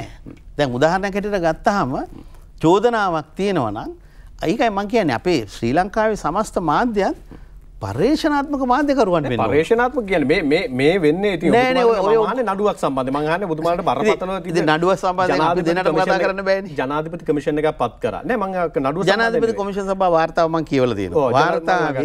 වාර්තාවේ සඳහන් කරලා තිබෙනවා මහ බැංකුවේ ඇතැම් නිලධාරී මම මෙතන නංගන් කියන්නේ මට මූණට හම්බුනොත් මම කියනවා අදාළ නිලධාරියා මූණට හම්බුනොත් මොකද ඔහු නැති වෙලාවක ඔහුගේ නම කියන එක හොඳ නැහැ. ජනාධිපති කොමිෂන් සභාව වාර්තාවේ සඳහන් කරලා තියෙනවා මහ බැංකුවේ ඇතැම් නියෝජ්‍ය අධිපතිවරු නොමග යැවීම සඳහා ක්‍රියා කරා කියලා. නොමග යැවීම සඳහා ක්‍රියා කරා. එතනත් නිලධාරීන්ටද තියෙන චෝදනාව? අධිපතිවරුන්ගේ නමින්ම තියෙනවා නම් කළා ජනාධිපති කොමිෂන් සභාව වාර්තාව. දේශපාලඥයන් නිදහස්. නෑ දේශපාලඥයන් නිදහස් කියලා නේ මං කිව්වේ. දේශපාලඥයන් සමහර අය නිදොස් කොටම නිදහස් කරලා තියෙනවා. ඒ වාර්තාවේ. ඉතින් මම කිව්වේ දැන් මෙවැනි සටන් පාට උදාහරණයක් විදිහට ගත්තාම මම හිතනවා මේ ලංකාවේ ගොඩක් මේ වගේ සටන් පාට තිබිලා තියෙනවා. ඉතින් මේ සටන් පාට වල අවසාන ප්‍රතිඵලය දැන් බලන්න එක්සත් ජාතික පක්ෂයේ ප්‍රේමදාස මහත්මයා එක්ක අඬ වුණාම ගාමිණී ලලිත්. හරිද? ලලිත් අතුලම් බුදුලි මහත්තයා කිව්වා ප්‍රේමදාස මහත්තයාට හොරයි කියලා. ප්‍රේමදාස මහත්තයා කිව්වා ලලිත් අතුලම් මහත්තයාට හොරයි කියලා. ගාමිණී මහත්තයා කිව්වා ප්‍රේමදාසට හොරයි කියලා. ප්‍රේමදාස කිව්වා ගාමිණීට හොරයි කියලා. ඉතින් බලන්න ඊට පස්සේ මිය ගියාට පස්සේ ඇවිල්ලා කියනවා අනේ අපේ ශ්‍රේෂ්ඨ 나යකයා නෝ කියලා. ඉතින් මං කියන්නේ මෙන්න මේ සංස්කෘතිය ශ්‍රී ලංකාවේ දේශපාලනයේ සමුගත යුතුයි. යම් කිසි වරදක් තියෙනවා යම් කිසි චෝදනාවක් තියෙනවා ඒක පර්යේෂණාත්මකව අවසන් කළ යුතුයි. ඒ නීති රීති පද්ධතිය ශ්‍රී ලංකාවේ වෙනස් විය යුතුයි. ඔව් දැන් ඔබතුමාම කියනවානේ පර්යේෂණාත්මකව අවසන් කළ යුතුයි කියලා. මේ වෙනකොට නඩු දාලා තියෙනවා. ඔව් නඩුව සම්බන්ධයෙන් අපිට ඊට කතා කරන්න බෑනේ. ඒක තමයි. දැන් හොඳම දේ තමයි එහෙම නැතිනම් පර්යේෂණාත්මකව අවසන් කරගෙන මැදිහත් වීම සිද්ධ කරගන්න ඕන නම් එක් පැත්තකින් ඔබතුමාලගේ ආණ්ඩුකරණය ඇතුලේ තමයි ওই කාරණාව සිද්ධ වුනේ. ඔබතුමාලා මේ හොඳම අවස්ථාව නෙවෙයිද? ඒකෙන් නිදහස් වෙන්න ඒකෙන් පර්යේෂණාත්මකව නිදහස් වෙන්න අර්ජුන් මහේන්ද්‍රන් මහත්තයට එන්න කියලා මහ බැංකුවේ තිබ්බ කාරණා සම්බන්ධව සාකච්ඡා කළ කාලෙ මේක නෙවෙයිද නිදහස් වෙන්න? මං හිතන්නේ අපි බලමු අධිකරණ ක්‍රියාවලිය මොකක්ද අවසන් ප්‍රතිඵලය කියලා. මම මේක ගැන අධ්‍යයනය කරලා තියෙනවා මගේ දැනුම ලබා ගැනීම සඳහා. මගේ දැනුම ලබා ගැනීම සඳහා මට කියන්න තිබෙන්නේ නීති නැති තැන මිනිස්සු ලාභ ගන්න. මාත් මේක අධ්‍යයනය කළා ඔබතුමාගෙන් අද ප්‍රශ්න කරන්න ඕන නිසා ඒකයි මම ඔබතුමාගෙන් ප්‍රශ්න කළේ. අනෙක් කාරණාව දැන් ඔබතුමාලා යම් ආකාරයකින් ඔබතුමා සඳහන් කරනවානේ දැන් ණය පැහැර හැරීම රට බංකොලොත් භාවය කියලා නිල වශයෙන් ප්‍රකාශ කිරීමක් විදිහට ඔබතුමාලා සඳහන් කරනවා. දැන් එතනදී ඔබතුමා අලි සබ්රි මැතිතුමා නිදොස් කොට නිදහස් කරනවා චෝදනාව දානවා මහ බැංකුවේ ඉන්න නිලධාරීන්ට. අනෙක් පැත්තෙන් හාවක් හුවක් යනවා මේ වෙලාවේ ගෝඨාභය රාජපක්ෂ මහත්තයා තමයි මහ බැංකුව අධිපති වර්තමාන මහ බැංකුව අධිපතිවරයා ගෙනල්ලා මේ වගකීම බාර දෙන්න. තුමා ඕස්ට්‍රේලියාව විශ්‍රාම ගිහිල්ලා ඊට මොන්ස්ටර් ගෙනල්ලා මෙතන වාඩි කරනවා. යම් ආකාරයක එකතාවයක් නැති වෙලා යම් ආකාරයක ප්‍රසාදයන් එක යනවා. යන අතරතුරේ හාවක් හුවක් යනවා පිරිසකට අවශ්‍යයි කියලා ආචාර්ය නන්දලාල් පීරිස් මහත්තයා එතනින් අයින් කරන්න. යමකාරකෙන් වජිර අබේවර්ධන මහත්තයා මේ මතු කරන කාරණාව ඇතුළේ අනියමෙන් උත්සාහ කරන්නේ ඔහුව ගලවලා වෙන තැනක තියලා ඔබතුමාට ඕන කෙනෙක් මහ බැංකුව පුටුවේ වාඩි කරවන්නද කියලා. අනියමෙන් උත්සාහ කරනවාද ජාත්‍යන්තර විරුද්ධව ක්‍රියා කරන්න.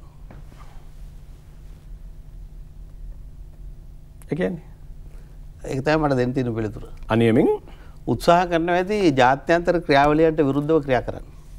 කවුද මහ බැංකුව අධිපතිවරයාද ඔබතුමා? එතන ඒ තමයි මට දෙන්න තියෙන පිළිතුර. එතන එහාට මම ඒක පිළිතුරු දෙන්නේ නැහැ. ඔබතුමා අනිත් පැත්තෙන් උත්සාහ කරන ඔබතුමා සඳහන් කරන්නේ නන්දලාල් පීරිස් මහත්තයා යම් ආකාරයක ජාත්‍යන්තර කුමන්ත්‍රණයක් සිදු කරන රටේ ආර්ථික ප්‍රවාහය පිළිබඳව. මම කියන්නේ එතන ගියාම මම පිළිතුරු දෙන්නේ නැහැ කිව්වේ ඒකයි. තාම මේක ඉවර නැහැ. ඒතර නන්දලාල් වීරසිංහ මහත්මයා සම්බන්ධයෙන් ඉදිරියේදී යම් ආකාරයක තීරණයක් ගනී. මම ඒ ගැන මොකුත් මට කියන්න බෑ. ඒ ඔය කියලා තියෙන කට්ටියකින් ඒක නාන්න ඕනේ. මම මුකුත් කියලා නැහැ. ඔබතුමා වැඩියෙන්ම කතා කරපු මාතෘකාව ඔබතුමා වැඩියෙන්ම අවධානය යොමු කරපු තැන සහ රටේ කම්පනයක් ඇති කරන්න ඔබතුමා වේදිකාවට ගෙනාවු මාතෘකාව සම්බන්ධයෙන් මම කාගේවත් නංගන් කියලා නැහැ. ඒතකොට කවුරු හරි නමක් ගමක් ගන්නවා නම් ඒ නම ගම ගන්න එක්කෙනාගේ ඒ විස්තර අහගන්න ඕන.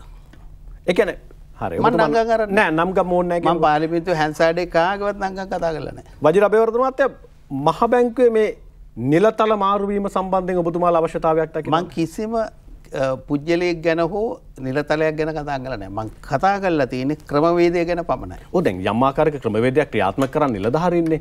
දැන් ඔබතුමා මේ ක්‍රමවේදය ක්‍රියාත්මක කරපු නිලධාරීන්ටනේ ඔබතුමා අර පැත්තෙන් චෝදනා කරන්නේ. මට ඒ ගැන දැනට මම එහෙම කරොත් ඒක අසාධාරණයිනේ. ඒ වෙනත් අය ඔවුන්ට අසාධාරණකම් කරාට මට ඒක කරන්න බෑ.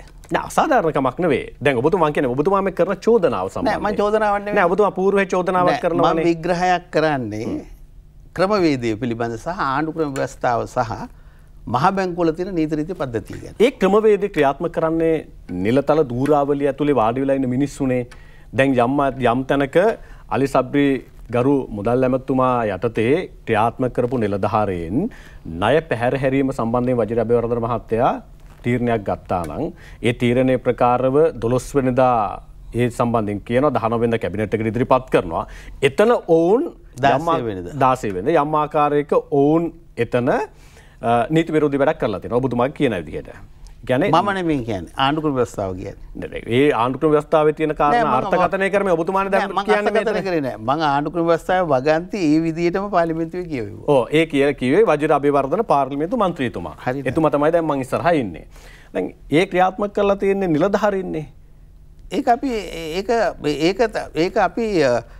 පල්ලෙහා මට්ටමේ තියෙන රාජකාරියක්. මම නීතිය කියලා දීලා. නෑ ඒක තමයි මං අහන්නේ. දැන් රාජකාරී ක්‍රියාත්මක කරන මිනිස්සුනේ. එතකොට ඒ මිනිස්සු පිළිබඳව සඳහන් කරේ වජිර අබේවර්ධන මන්ත්‍රීතුමානේ. කෙනෙක්ගේ නමක් ගමක් සඳහන් කරලා නැහැ මගේ පාර්ලිමේන්තු කතාවේ. මම කියලා තියෙන්නේ ක්‍රමවේදය සහ නීතිය සහ ආණ්ඩු ක්‍රම ව්‍යවස්ථාව සහ මහජන නියෝජිතයන්ගේ වගකීම මහජන නියෝජිතයන්ගේ වගකීම තියෙන මහජනතාවට මිසක් වෙන කාටවත් නෙමෙයි. ඔව් දැන් එතනදී යම් ආකාරයක මමත් මේ අහන්නේ ඔබතුමාගෙන් පුද්ගල නාම මේව නෙවෙයි. ඔබතුමාලා රජයක් විදිහට ජනාධිපතිතුමා මම දැක්කා මම කතා කරාට පස්සේ විවිධ දේශපාලන නායකයෝ එක එක්කෙනානේ නං ඇද ගන්නවා. ඒ නං ඇදගත්තු කට්ටියට මේක අරගෙන යන්න කියලා. ඒ කට්ටියට අපි ඒක පැත්තකින් තියමු. මම මේ කතා කරන්නේ දැන් ඔබතුමාලාගේ ජනාධිපතිවරයා ඉන්නවා. ඔබතුමාලා ආර්ථික ප්‍රතිපත්තියක් හදනවා. ඔබතුමාලා 42 48 වෙනකොට ඔබතුමාලා රට තියන්න ඕන තැනක් පිළිබඳව කතා කරනවා. සිංගප්පූරුවක් කතා කරනවා. සතු මැලේසියාවක් සම්බන්ධයෙන් කතා කරනවා. යන ආර්ථික ප්‍රතිපත්තිය ඇතුලේ රනිල් වික්‍රමසිංහ මහත්තයාට යම් ආකාරයක මේ කටයුතු ක්‍රියාත්මක කරගෙන යන ආර්ථික රාමුව ක්‍රියාත්මක කරගන්නේ මහ බැංකුවේ මේ තියෙන තනතුරු තුල ඔබතුමාලා සභාපති දුරු ගලවලා අයින් කරන්නේ ජනාධිපතිවරයා පත්වන පස්සේ මං අහන්නේ ඒ වගේ මහ බැංකුවේ මේ තනතුරු ටිකෙත් වෙනසක් කරන්න ඕනේ. නෑ තනතුරු අදාළ නෑ. අත්ත වශයෙන් මෙතන අවශ්‍ය කරන්නේ ලෝකයේ දියුණු රටවල මහ බැංකු පද්ධතියේ ගෙනල්ලා තිබෙන නීති රීති පද්ධතිය ගත්තොත් එහෙම නැත්නම් ඇමරිකාවේ ගත්තොත් මගේ මතකයේ හැටියට මහ බැංකු පද්ධතියක් තිබෙන්නේ 12ක් තිබෙනවා ඇමරිකාවේ. ප්‍රධාන පද්ධතියක් තිබෙනවා. ඒ ප්‍රධාන පද්ධතිය දෙන ලබන නියෝග 15 කණ්ඩායම ඔක්කොම අනිත් පද්ධති 12 ක්‍රියාත්මක කරනවා. කොංග්‍රස් එකට වග කියනවා. පීපල් මැන්ඩේට් එක අනුව මහජනතාව තමයි සුප්‍රීම් මහජනතාව වසර 5කට හෝ 6කට හෝ 4කට දෙන්න ජනවරමේ ප්‍රතිපත්ති ප්‍රකාශනය අවසානයේ අවුරුද්දට දෙපාරක් මහ බැංකුවත් අදාළ අංශත් සාකච්ඡා කරලා කොහොමද ගලපන්නේ කියලා බලනවා. ශ්‍රී ලංකාවේ දේශපාලන එක පාට එතෙන්ට ගේන්න බෑ. ඒ නිසා තමයි අපි කියන්නේ ජාතික ප්‍රතිපත්ති රාමුවකට යන් කියලා. මොකද ආණ්ඩුක්‍රම ව්‍යවස්ථාවේ 27 1 27 2 27 3 වගන්ති තියෙනවා මොකුත් වෙන්නේ නැහැ. ඒවා වෙනස් නොවන නිසා මහජනට බරපතල ඛේදවාචකයක් ඇති වෙලා තිබෙනවා. මෙන්න මේ தත්ත්වය ගැන තමයි මම කරුණු පැහැදිලි කරලා තිබෙන්නේ. ඉතින් ඒකට එක එක්කෙනාගේ නම් ඈඳ ගන්නවා නම් ඒ නම් ඈඳ ගන්න කට්ටිය මේ ප්‍රශ්නේ විසඳගත යුතුව තිබෙනවා. වජිර අබේවර්ධන මහත්තයාට එතන ඉන්නේ ආචාර්ය නන්දලාල් වීරසිංහ මහත්තයාද අජිත් නිවාඩ් කබ්‍රාල්ද අදාළ නැහැ. මට ඒක අදාළ නැහැ. ඔබතුමාලගේ ආර්ථික රාමුව ක්‍රියාත්මක කිරීම ඇතුලේ ඔබතුමාලට යම් ආකාරයක එක බාධාවක් වෙන්නෙත් නැහැ. නෑ. පීපල් මැන්ඩේට් එක අනුව මහජනයා සුප්‍රීම් මහජනයාගේ තියෙන ප්‍රතිපත්ති ප්‍රකාශනය ක්‍රියාවට නැංවීම සඳහා අදාළ නීති රීති පද්ධතියක් තියෙනවා. ඒ නීති රීති පද්ධතිය දුර්වල නම් ශක්තිමත් කරන්න තිබෙනවා. වැරදි තැන් තියෙනවා නම් සංශෝධනය කරන්න තිබෙනවා. මහජනතාවගේ ආරක්ෂාව සඳහා අවශ්‍ය පියවර ගත යුතු තිබෙනවා. එච්චරයි. ඒක හරි සරලයි. IMF එකේ ණය අනුමත කිරීම ඇතුලේ රුපියල් බිලියන 2.9ක ණය මුදලක් නිදහස් කිරීම වෙනුවෙන් IMF එක මේ වෙලාවේ සාකච්ඡාවක් කරගෙන යනවානේ. එතනදී ඔවුන් මූලිකව සඳහන් කරලා තියෙන කරුණු 9ක් මගේ මතකයේ හැටියට කරුණු 9න් ඔවුන් එකක් සඳහන් කරනවා මහ බැංකුව දේශපාලන අතපෙවීම් වලින් නිදහස් කරන්න කියලා. ඒක අපි ඇමරිකාවේ තියෙන ක්‍රමයට කරාම හොඳයි. මොකද ජාත්‍යන්තර මූල්‍ය ආරම්භවල පිහිටලා තියෙන රටේ තියෙන නීති රීති පද්ධතිය මෙහෙට ගෙනාවාම ශ්‍රී ලංකාවට බොහොම හොඳයි. ඒක තමයි අපි බලාපොරොත්තු. මම නම් කියන්නේ ඒක තමයි කළ යුත්තේ. ඔබතුමාලා විශ්වාස කරනවද මේ වෙලාවේ මහ බැංකුවට IMF එක කියන විදිහට දේශපාලන අතපෙවීම් තියෙනවා කියලා? දන්නේ නැහැ. ඒක මට කියන්න පුළුවන්. ඒකයි මම කියන්නේ. වජිර අබේවර්ධන මහත්තයා ඔබතුමා ජ්‍යෙෂ්ඨ දේශපාලඥයෙක්. ඔබතුමා අමාත්‍යවරයෙක් විදිහට කටයුතු කරා වජිර අබේවර්ධන මහත්තයා. ඔබතුමා මේ ප්‍රස්තුත කාරණාව පාර්ලිමේන්තුවේ මාධ්‍යස්තරයි සෑහෙන්න කතා කළා. ඒ ඇතුලේ ඔබතුමා නොදන්නවා කියලා කියන්නේ ඇයි? නොදන්නවා කියලා නෙමෙයි අපි කියන්නේ. මම කියන්නේ අපි ජාත්‍යන්තර මූල්‍ය අරමුදල එහෙම කියලා තියෙනවා නම් අපිට තියෙන්නේ ජාත්‍යන්තර මූල්‍ය අරමුදල තිබෙන අපේ ඇමරිකා එක්සත් ජනපදයේ තියෙන ක්‍රමවේදය ශ්‍රී ලංකාවට අඳුරලා දෙන්න. මොකක්ද ක්‍රමවේදය? ඒ ක්‍රමවේදය රෙස්පොන්සිබිලිටි එක තියෙනවා, ස්වාධීනත්වයේ තිබෙනවා, තර්කයක් තිබෙනවා, රහස් තියෙන්න බෑ මහ බැංකුවේ. කිසිම ලියවිල්ලක් රහසක් වෙන්න බෑ. මුදල් අමාත්‍යාංශයේ කිසිම ලියවිල්ලක් රහසක් වෙන්න බෑ. ඒක පීපල් මැන්ඩේට් එකට යටත්, ඒ කියන්නේ මහ ජනතාවගේ සුප්‍රීම් කාරණයට යටත් ජාතික ප්‍රතිපත්තියට එකඟ වෙන්න තිබෙනවා. ජාතික ප්‍රතිපත්තිය අනුව එකඟ වෙලා තමයි අවුරුද්දේ පෙබරවාරි මාසෙත් ජූනි මාසෙත් මහ බැංකුවත් එක්ක ජනාධිපතිවරයාත් එහි තිබෙන ක්‍රියාකාරීත්වයත් එකට සාකච්ඡා කරලා ප්‍රතිපත්ති රාමුව හදන්නේ. ඉතින් එතෙන්ට යන්නේ කොහොඳයි. ඉතින් අපි IMF එකේ ඉල්ලීම අනුව එතෙන්ට යනවා. එතකොට යම් තැනකදී මූල්‍ය බලය පාර්ලිමේන්තුව සතුය කියන ව්‍යවස්ථාවයි අනෙක් පැත්තෙන් මූල්‍ය මණ්ඩලය සමාජිකයන් ස්ථානගත කිරීම සම්බන්ධයෙන් විධායකයේ තියෙන බලතලයි අනෙත් එක ජාතික ප්‍රතිපත්තියක් නැතුව මහ බැංකුව මේ වෙලාවේ ක්‍රියාත්මක වීමයි කියන කාරණාව ඇතුලේ අපේ රටේ ඔය කියන විදිහට IMF එක කියන විදිහට නිදහස් කරන්න හරි නිදහස් කරාට පස්සේ නූලක් නැති සරුංගලයක් වගේ උඩ යන ස්වභාවයක් ඇති වෙන එකක් නෑ. මම හිතනවා මේ දෙක බැලන්ස් වෙන්න තියෙනවා. ඒ කියන්නේ මේ ජාතික ප්‍රතිපත්ති රාමුවයි මූල්‍යයි කියන කාරණා දෙක බැලන්ස් වෙන්න තියෙනවා. ඒ බැලන්ස් වෙන්න තියෙන කාරණේදී කරන්න තිබෙන ප්‍රධාන වැදගත්ම රාජකාරිය තමයි ප්‍රතිපත්ති රාමුව කොහොමද මූල්‍ය සමග ගලපන්නේ. එහෙනම් අපි පොඩි අලුත් නීති එන්න වෙයි. ලෝකේ මහ බැංකු ගොඩක් වෙනස් වෙලා. ශ්‍රී ලංකාව මම අර කිව්වේ වර්ණසේන රාජපුත්‍ර මහත්තයා ළඟ ඉඳලා ඔහේ තිබුණා මිසක් අලුත් නීති රීති අවශ්‍ය විදිහට ලෝකේ තරඟ කරන අවශ්‍ය නීති රීති පද්ධති ගෙනලා නැහැ. ඇමරිකාවේ ඔය විතරක් නෙවෙයි. ඒක ලෝකේ අනිත් රටවල් වල තිබෙන අලුත් නීති රීතිවත් ගෙනලා නැහැ. එහෙම වුණාම ලෝකේ සමග ගැලපෙන්න සහ ලෝකේ සමග පාලනය කරගන්න අපොසත් වෙනවා. දැන් ඒ ක්‍රියාවලිය තුල යම් කිසි දේශපාලන ක්‍රියාවලියේදී දේශපාලඥයෝ කියනවා අරක නිකන් දෙන්නම් මේක නිකන් දෙන්නම් එහෙම නැත්නම් පෝර නිකන් දෙන්න යම් කිසි දේවල් නිකන් දෙන්න තියෙනවා. දැන් උදාහරණයක් හැටියට එංගලන්තේ ගත්තොත් ඩෝල් එක තියෙනවා. ඩෝල් එක දෙන්න වෙනත් ක්‍රම වලට ආදායම් මාර්ග හොයාගෙන රැකියාවක් නැති එක්කෙනා ඩෝල් එක දෙන ක්‍රමේ තියෙනවා. එතකොට යම් සහන දෙන ඒවාත් තියෙනවා. අධ්‍යාපනයේට යම් කිසි විදියට සහන දෙන්න තිබෙනවා. එතකොට ඒවට වෙනත් පැති වලින් ආදායම සොයා ගන්න තිබෙනවා. හැබැයි දේශපාලඥයෝ වේදිකාවේ ඇවිල්ලා කියනවනේ මම දෙන්නම් පෝර නිකන් මන් දෙන්නම් සපත්තු කුට්ටන් නිකන් මේ සෙල්ලම ලංකාවේ නවත්තන්න තියෙනවා. මේ සෙල්ලම නවත්තන්න තියෙනවා. යම් කිසි අනාගතයේ ඇත්ත වශයෙන්ම මම හිතනවා දේශපාලන පක්ෂවලටත් යම් කිසි රාමුවක් එළියට දානවා නම් ඒ රාමුව යම් කිසි තැනකින් අනුමත කර ගැනීමක් සිදු වෙනවා නම් හොඳයි. මොකද මැජික් තියෙන්න බෑ. එතකොට යම් කිසි විග්‍රහයක් කරනවා නම් දැන් මේ ලංකාව නැවත ගොඩ ගැනීමේ ක්‍රියාවලිය කාටවත් මැජික් එකක් තියෙන්න බෑනේ. එතකොට එහෙනම් අපි දැන් රනිල් වික්‍රමසිංහ ජනාධිපතිතුමා මේ කරන ක්‍රියාවලිය ඕපන් කරලා තියෙනවා. මෙන්න මේ පාරේ තමයි යන්නේ. මේ විදිහට ගිහලා තමයි මේ ක්‍රියා කරන්නේ. එතකොට වෙන කෙනෙක් කියනවා නම් නෑ මට පුළුවන් කියලා එහෙම බෑ. පුළුවන් කියන වචනේ ප්‍රමාණවත් නෑ. එහෙනම් කරන පිළිවෙල තියෙනවා. ඒ නිසා මේ ක්‍රියාවලියේදී බැලන්ස් එකක් තියෙන්න ඕන. ආණ්ඩු ක්‍රම ව්‍යවස්ථාවත් මුදල් අමාත්‍යාංශයත් උදාහරණයක් හැටියට මහ බැංකුවත්. එතකොට මහ බැංකුව පෙට්‍රෝලියම් එක වෙන්නත් බෑ. මුදල් අමාත්‍යාංශය එයාලංක එක වෙන්නත් බෑ. දැන් ඔබතුමා කියන විදිහට තියෙන තත්ත්වයක් නේ දැන් තියෙන්නේ මහ බැංකුවේ. ඔව් නීති රීති පද්ධතිය හොඳටම මදි. අනිත් එක ගැළපීම හොඳටම මදි. අනිත් එක මූල්‍ය වගකීම පිළිබඳ මීට වඩා ශක්තිමත් පදනමක් ලෝකයේ අනිත් රටවල් තිබෙන නීති රීති හඳුන්වා දී යුතු තිබෙනවා.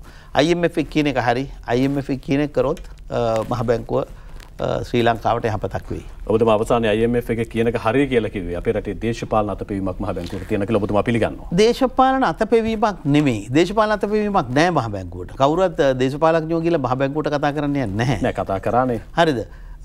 යම් කිසි නීති රීති අඩුකම නිසා ලාභ අලාභ පිළිබඳ ප්‍රශ්න තිබෙනවා. ඒ ගැටලුව විතරයි තියෙන්නේ. ලෝකෙත් එක්ක තරම් කරන්න ඕනේ. එතකොට ලෝකේ වෙනස් වෙන අලුත් නීති රීති, අලුත් තාක්ෂණය, අලුත් තාක්ෂණයත් එක්ක ඉදිරියට යන්න තිබෙනවා. අනෙක් කාරණාව දැන් යම් තැනකදී IMF එක තැනකදී සඳහන් කරනවා මහ බැංකුව දේශපාලන අතපෙවීම වලින් නිදහස් වෙන්න ඕන කියලා.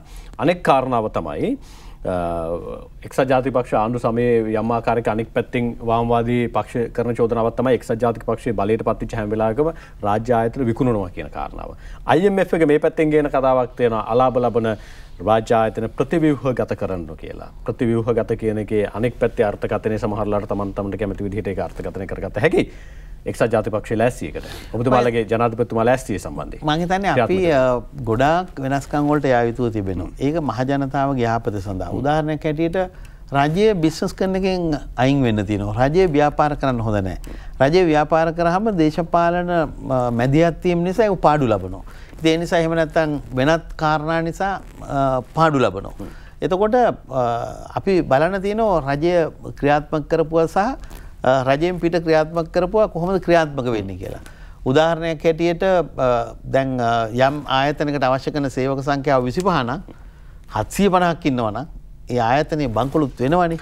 ඉතින් ඒ නිසා වජිරාභිවර්ධනවාදී දැන් ඔබතුමාලා අනිත් පැත්තෙන් ඇත්තටම ආයතන බංකොලොත් වෙන ඉතින් පාර යන මිනිස්සු ඇවිල්ලා බලහත්කාරයෙන් වාඩි වෙලා පත්වීම අරගෙන මේවා කරලා නෙවෙයිනේ.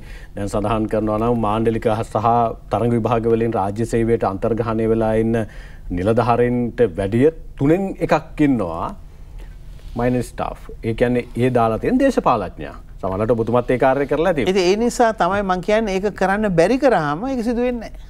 පාර්ලිමේන්තුව ඒ සඳහා වන නෛතික රාමුවක් හදලා නෛතික රාමුව එකයි මම කියන්නේ. උදාහරණයක් අපි කියමු. දැන් උදාහරණයක් යම් ආයතන පෞද්ගලිකකරණය වුණා. ඒ පෞද්ගලිකකරණය වෙච්ච ආයතන වලට ගිහිල්ලා දේශපාලඥයන්ට මිනිස්සු ඇතුල් කරන්න බෑනේ. ඉතින් ඒ නිසා යම් කිසි රජය යම් කිසි පාලනයක් තියාගෙන කියන්නේ යම් කිසි විධායනයක් තියාගෙන ලාභ අලාභ සම්පූර්ණයෙන්ම අතාරින්න ඕන ආණ්ඩුව. ආණ්ඩුව දෙන්න ඕන ඒවා මේ ලාභ ලබන ආයතන බවට පරිවර්තනය කරගෙන ඉදිරියට යන්න. දැන් උදාහරණයකට ගත්තොත් අපි බලන්න ඔබ පුදුම වෙයි. පාර්ලිමේන්තු දවසකට පාර්ලිමේන්තුව දුවන්නේ ජෙනරේටර් ඉන්නේ. ඉතින් අපි පොච්චර ලැජ්ජ වෙන්න ඕන. දැන් උදාහරණයකට ගත්තාම ලංකා ඒ කියන්නේ විදුලි මණ්ඩලයේ දෙන පවර් ලයින් එක ෂුවර් නැහැ. එතකොට එංගලන්තේ ගත්තොත් ලයිට් යන්නේ 6 මාසයකට අවුරුද්දකට දවසක්. එතකොට එහෙනම් අපේ පවර් එකේ ෆේලියර් එකක් තියෙනවා. ඒ කියන්නේ විදුලි වල මණ්ඩලයට විශ්වාසයක් නැහැ පාර්ලිමේන්තුව දුවන්න ඒ ලයින් එක. එතකොට එතන තියෙනවා බරපතල ගැටලුවක්. මේ මම මෑතක එක හොයාගත්තේ බලනකොට ඒ පාර්ලිමේන්තු දවසට සම්පූර්ණ ජෙනරේටර් දුවන්නේ. ඒ කියන්නේ විශ්වාසය නැහැ. එහෙනම් විශ්වාසය ඇති කරන්න තිබෙනවා. විශ්වාසය ඇති කරන්න ගියාම ඒකින් කියන්නේ නැහැ විකුණනවා කියලා. ඒකින් කියන්නේ ඒ ඉන්න සේවකයන්ට ඊට වඩා හොඳ වරප්‍රසාද සමග ඊට වඩා හොඳ ඉලක්ක සමග ගමන් කරන්න පුළුවන්කම ලැබෙනවා. එතෙන්ට යන්න තිබෙනවා. දැන් ඔය ප්‍රතිව්‍යුහගත කිරීමේ කරන ආයතන පද්ධතිය ඇතුලේ වජිර අබේවර්ධන මහත්තයා තව තැනක සාකච්ඡාවක් තියෙනවා. දැන් රාජ්‍ය ආයතන ගත්තාම සමහරලාට ඇසකවාගෙන ඉන්න ටෙලිකොම් අපි රාජ්‍ය සහ පෞද්ගලික ව්‍යවසායකයක් විදිහට නැගලා ඒක රජයට යලි පවර ගන්නවා. මේ වෙනකොට පෞද්ගලික ආයතනයක් හා තරඟකාරීව ඕන් ඉස්සරහට යනවා. ඔවුන් මේ වෙලාවේ ලාභාංශ මහ බැංකුවට සැලකිය යුතු ප්‍රමාණයක් ගෙවලා තියෙනවා. ලාභාංශ ගෙවමින් ඉන්නවා. සාර්ථක රාජ්‍ය ආයතනයක්. ඒවටත් ඇසකවමින් ඒවත් පෞද්ගලීකරණය කිරීම වෙනුවෙන් වන ක්‍රියාවලියක නිරත වෙනවද කියන කාරණය සම්බන්ධයෙන් වෘත්තීය සමිති දේශපාලන නියෝජිතයන් මේ වෙලාවේ ධර්මයෙන් ඉන්නවා යම් ආකාරයක මතයක්. ඔබතුමාලා ෆිල්ටර් කරලාද රාජ්‍ය ව්‍යවසාය පෞද්ගලීකරණය කරන්න උත්සාහ කරන්නේ? මම හිතන්නේ ටෙලිකොම් එක ලංකාවේ 2.30 ලක්ෂයට ටෙලිෆෝන් කෝටි 10ක් දාලා දුවන තැන අපි තාම ඉන්නේ. ඒ ගැන අපි කනගාටු වෙන්න ඕන. අපිට මගේ මතකයේ හැටියට හොඳ අවස්ථාවක් තිබුණා 2007 2008 වගේ වකවානුවල අපිට ටෙලිකොම් එකෙන් සල්ලි හොයන්න පුළුවන් ට්‍රැෆික් හැන්ඩ්ලින් වලින්. ඒ කියන්නේ අපේ එයා ලයින් එකේ නම් අපේ එයා රූට්ස් අපිට හරි වටිනවා. ඒ රූට් එක හරි වටිනවා. ප්ලේන් එකට වැඩිය වටිනවා. අපිට ටෙලිකොම් එකේ වටිනම දේ තමයි ට්‍රැෆික් හැන්ඩ්ලින්. එතකොට අපිට මේ ආසියාවේ ට්‍රැෆික් හැන්ඩ්ලින් හබ් එක හදාගන්න පුළුවන් වුණා නම් අපිට ඒක මිස් වුණා. ඒක ගියා මට මතක විදිහට මාලදීවෙන්නට හරි වෙන තැනකට. එතකොට සල්ලි හම්බෙන්නේ එතනින්. එතකොට ලාභ පෙන්වන්න පුළුවන්. දැන් උදාහරණයක් ගත්තාම ටෙලිකොම් එකේ ගත්තොතින් වටිනම මර්මස්ථානවල තමයි දීපොළ ටික තියෙන්නේ. උදාහරණයක් ගත්තොත් හැම නගරයකම ප්‍රධාන මධ්‍යස්ථානයේ තමයි බිලියන් ගණන් වටින දීපොළක් තියෙන්නේ. එතකොට ලාභ පෙන්වන්න පුළුවන්. ලාභ පෙන්වන්න පුළුවන් මේ ගොඩනැගිල්ලේ කිසිම රිපෙයාරයක් ගැන ගණන් හදන්න නැතුව මේ ගොඩනැගිල්ල සම්පූර්ණයෙන් ඉවත් කළා මේ ගොඩනැගිල්ල අමතක කළා ලාභයක් පෙන්වන්න පුළුවන්. එහෙම ලාභ පෙන්නලා වැඩක් නැහැ. ඔය කියන ආයතන ලාභ මං ළඟදී පරීක්ෂා කරලා බැලුවා. ඒක ලාභ 7000 ගණක් වගේ මට මතක විදිහට මිලියන පෙන්නලා තිබුණා. මම මේක ගණන් බැලුවාම මේක තියෙන මිලියන 2000 ගණක් විතර. මට හරියට ගණන් කියන්න බෑ. නමුත් මට දල වශයෙන් කියන්න පුළුවන්. මේ ආයතන මීට වඩා තරඟ කරන්න ඕනේ. ටෙලිකොම් එක තරඟ කරන්න ඕනේ ශ්‍රී ලංකාවත් එක්ක නෙමෙයි ආසියාවත් එක්ක ලෝකෙත් එක්ක. ලංකාවේ ගෙවල් ටිකට ඉන්න පුරවැසියන්ට අද මේ ප්‍රශ්නේ ගොඩක් විසඳලා තියෙනවා. ඉස්සර කොච්චර අමාරුද පණිවිඩයක් දෙන්න. අද කෙනා අතේ ටෙලිෆෝන් 4-5ක් තියෙනවා. හැබැයි ගෙදර ලෑන්ඩ්ලයින් එකට ඔබේ අත යන්නෙත් නැහැ මගේ අත යන්නෙත් නැහැනේ. ඒකෝට දැන් ලෑන්ඩ්ලයින් එක හෙටානිදා නැති වෙන තැනට ගිහිල්ලානේ. ඒ කියන්නේ ගෙදර ලෑන්ඩ්ලයින් එකක් දැන් නිකන් තියන් ඉන්නේ සෙරමෝනියල නිකන් ගෞරවයක් හැටියට. පුළුවන් නම් පරණ ෆෝන් එකක් තියන් ඉන්නව පේන්න. හැබැයි කවුරුවත් ලෑන්ඩ්ලයින් එකට යන්නේ නැහැ. එහෙනම් ටෙලිකොම් එකත් අනිත් ආයතනත් ලංකාවත් එක්ක තරඟ කළ මදි. ලෝකෙත් එක්ක තරඟ කරන්න ඕනේ. ආසියාවත් එක්ක තරඟ කරන්න ඕනේ. ටෙලිකොමියුනිකේෂන් ට්‍රැෆික් හැන්ඩ්ලින් තමයි ලොකුම ලාභ ලබන්න පුළුවන්. එතකොට අපි ආසියාවේ හබ් එක අපිට අල්ලගන්න තිබිච්ච අවස්ථා අපිට මිස් වුණා.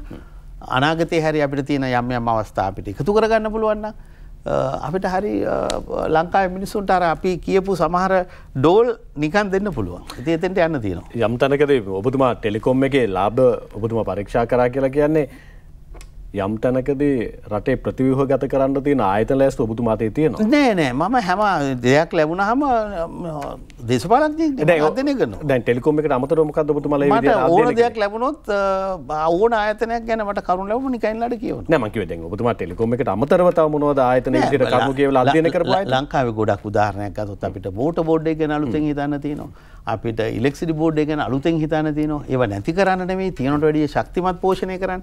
දැන් ටෙලිකොම් එක ඉස්සර කරන්න ගියාම මොන තරම් රණ්ඩු නැහැ. ඒ විදුලි සංදේශ දෙපාර්තමේන්තුව. ඒක දෙපාර්තමේන්තුවට වඩා දෙය අය හොඳින් ඉන්නවනේ. ඊට වැඩිය හොඳ තැනක ඉන්නවනේ. ඉතින් අපි මේවා යම් කිසි තුලනයකට සහ ලෝකයේ සමග තරඟ කරන්න පුළුවන් ආයතන බවට පරිවර්තනය කරගන්න තිබෙනවා. ඉතින් එතෙන්ට අපිට අනාගතේ විදුලිය සම්බන්ධයෙන් වුණත් හිතන්න තියෙනවා අපිට අපිට වැඩි වෙලාවට ඉන්දියාවට දෙන්න අපිට අඩු වෙලාවට ඉන්දියාවෙන් ගන්න කේබල් එකකට යන්න පුළුවන්. එතකොට අපි ලංකාවේ ඉලෙක්ට්‍රිසිටි ප්‍රයිස් එක මීට වඩා ගොඩක් පල්ලෙහාට ගේන්න පුළුවන්. ඉතින් අපි තරම් කරන්න ඕන. බය වෙන්න හොඳ නැහැ. අපි හොඳ මැනේජර්ස්ලා හැටියට වැඩ කරනවා මිසක් කිසි දෙයකට බය වෙන්න හොඳ නැහැ. දැනට ඔය ලයිස්තුවේ ඔබතුමාලා ප්‍රමුඛව මේ ආයතන ටික දෙන්න මෙන්න මේ ටික තමයි අත්‍යවශ්‍යම තියාගන්න ඕන කියලා කොතනකදී හරි ඔබතුමාලා තියාගන්න ඕන ආයතන පිළිබඳව වජිර අබේවර්ධන මහත්තයා පරීක්ෂා කළාද? නෑ එහෙම නෙමෙයි. සමහර ආයතන අපිට අනිවාර්යෙන් රාජ්‍යාන්ත්‍රණය තුල තියාගන්න තිබුණා. මොන වගේ ආයතනද? උදාහරණයක් ගත්තොත් අපිට ත්‍රිවිධ හමුදාව අපිට පොලිසිය ඒවා අපිට ප්‍රයිවටයිස් කරන්න බෑ. ඒවා අපි කොහොමද කරන්න බැරි දේවල් නේ. හරිද? ඒකෝට ඒක රටේ ආරක්ෂාවට වැදගත්. එතකොට රාජ්‍ය යාන්ත්‍රණය තුල අපේ ඇඩ්මිනිස්ට්‍රේෂන් සිස්ටම් එක අපේ අතේ තියාගන්න ඕන. එතකොට අපේ අතේ අපේ පුරවැසිකන් සහ අපේ හැඳුනුම්පත් අපේ අතේ තියාගන්න ඕනේ. ඒ ආයතන අපිට වැදගත්. ඒවා විශාල ප්‍රතිව්‍යුහ ගත කිරීමකට අවශ්‍ය කරලා තිබෙනවා. ඔබටත් මටත් පුළුවන් වෙන්න ඕන ආයතනකට ගියාම කොළ පුරවන්න නැතුව ඉන්න. ඔබටත් මටත් පුළුවන්කම තියෙන්න ඕන ඩෙන්ටිටි කාඩ් එකේ නම්බර් එක කියවුවාම ගිහිල්ලා වාහනේ රෙජිස්ටර් කරගන්න. එතකොට කොළ පුරවන සමාජය නැති කරගන්න. එතකොට මේ ඉලක්ක වලට යන්න තිබෙනවා. ඉතින් ඒ ඉලක්ක වලට නොගිනිහිල්ලා හැමදාම අපිට පාඩු ලැබමින් රටක් ඉදිරියට ගෙනියන්න බෑ. ඔබතුමාලාගේ ආණ්ඩුව නැත්නම් මේ ගරු රනිල් වික්‍රමසිංහ මහත්මයා ප්‍රතිව්‍යුහගත කියන වචනේ අර්ථකථනය කරගෙන තියෙන්නේ කොහොමද? විකුණනවා කියන එකද? බාගෙට මේ පෞද්ගලික සහ රාජ්‍යික විදිහට මැද තියාගෙන යනවද? හවුල්කාරීව යනවද? නැත්නම් ඔබතුමා ඔය කියපු විදිහට නව්‍යකරණය ඇතුලේ සේවකයන් අඩු කරලා තාක්ෂණය පාවිච්චි කරලා රාජ්‍ය ඒ ආයතන පවත්වාගෙන යනවාද? මොකද්ද ඔබතුමාලා ප්‍රතිව්‍යුහගත කියන එක ඔබතුමාලාගේ පැත්තෙන් අර්ථකථනය කරන්නේ? මම හිතන්නේ මෙහෙමයි. අපි ඇත්තටම ඒකට එච්චර මේ ඔබත් ඔය මතක් කරන්නේ දේශපාලන සටන් පාඨයක් සමාජයේ තියෙන. නෑ. මේ වෙලාවේ මේ මිනිස්සු සාකච්ඡා කරන කාරණාවක්. උඩින් තමයි කියන්නේ දේශපාලන. නමුත් ඕක දේශපාලන සටන් පාඨයක්. ඕක එක දේශපාලන පක්ෂයක් කියන ඕනකොල විකුණනවා කියලා. කියලා ඒකින් දේශපාලනය කරනවා. තව කණ්ඩායමක් අපි කියනෝ නෑ. අපි මේක ලාභ ලබන ක්‍රමයට යනවා කියලා. ඉතින් දේශපාලනේ නැති දෙයක් නෑනේ. අපි ඉපදුනොත් ජීවත් වුනොත් හැමදේම දේශපාලනයට සම්බන්ධයි. කවුරු හරි ස්වාධීනයි කියලා කියනවා නම් ඒ කියන්නේ කොන්දපන් නැති මිනිහෙක් කියන කතාවක්.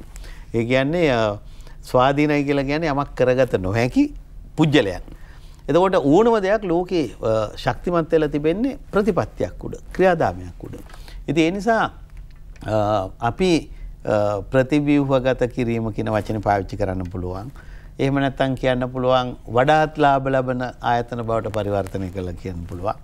ඉතින් සමහර අය කියනවා එතකොට අර ඒක වරදකුත් නෙවෙයි. අර ඒකට පුරුදු වෙලා ඉන්න පොඩි සමාජ කණ්ඩායම දැන් අපි අපේ නිවස ඔබට ඔබේ නිවස ඒක අපිට වැදගත්නේ. අපි කැමති නෑනේ ඒකේ කාණු පද්ධතිය හරි වෙනස් වෙනවා නම් අපේ අනුදැනුම ඇතුවනේ ඒක වෙනස් වෙන්නේ. ඉතින් අර සමාජ පද්ධතිය යමක් එහෙම වෙනස් වෙනකොට බොහෝ අය හිතනවා දැන් මෙන්න මගේ ආයතනේ දැන් විගුණනවා කියලා.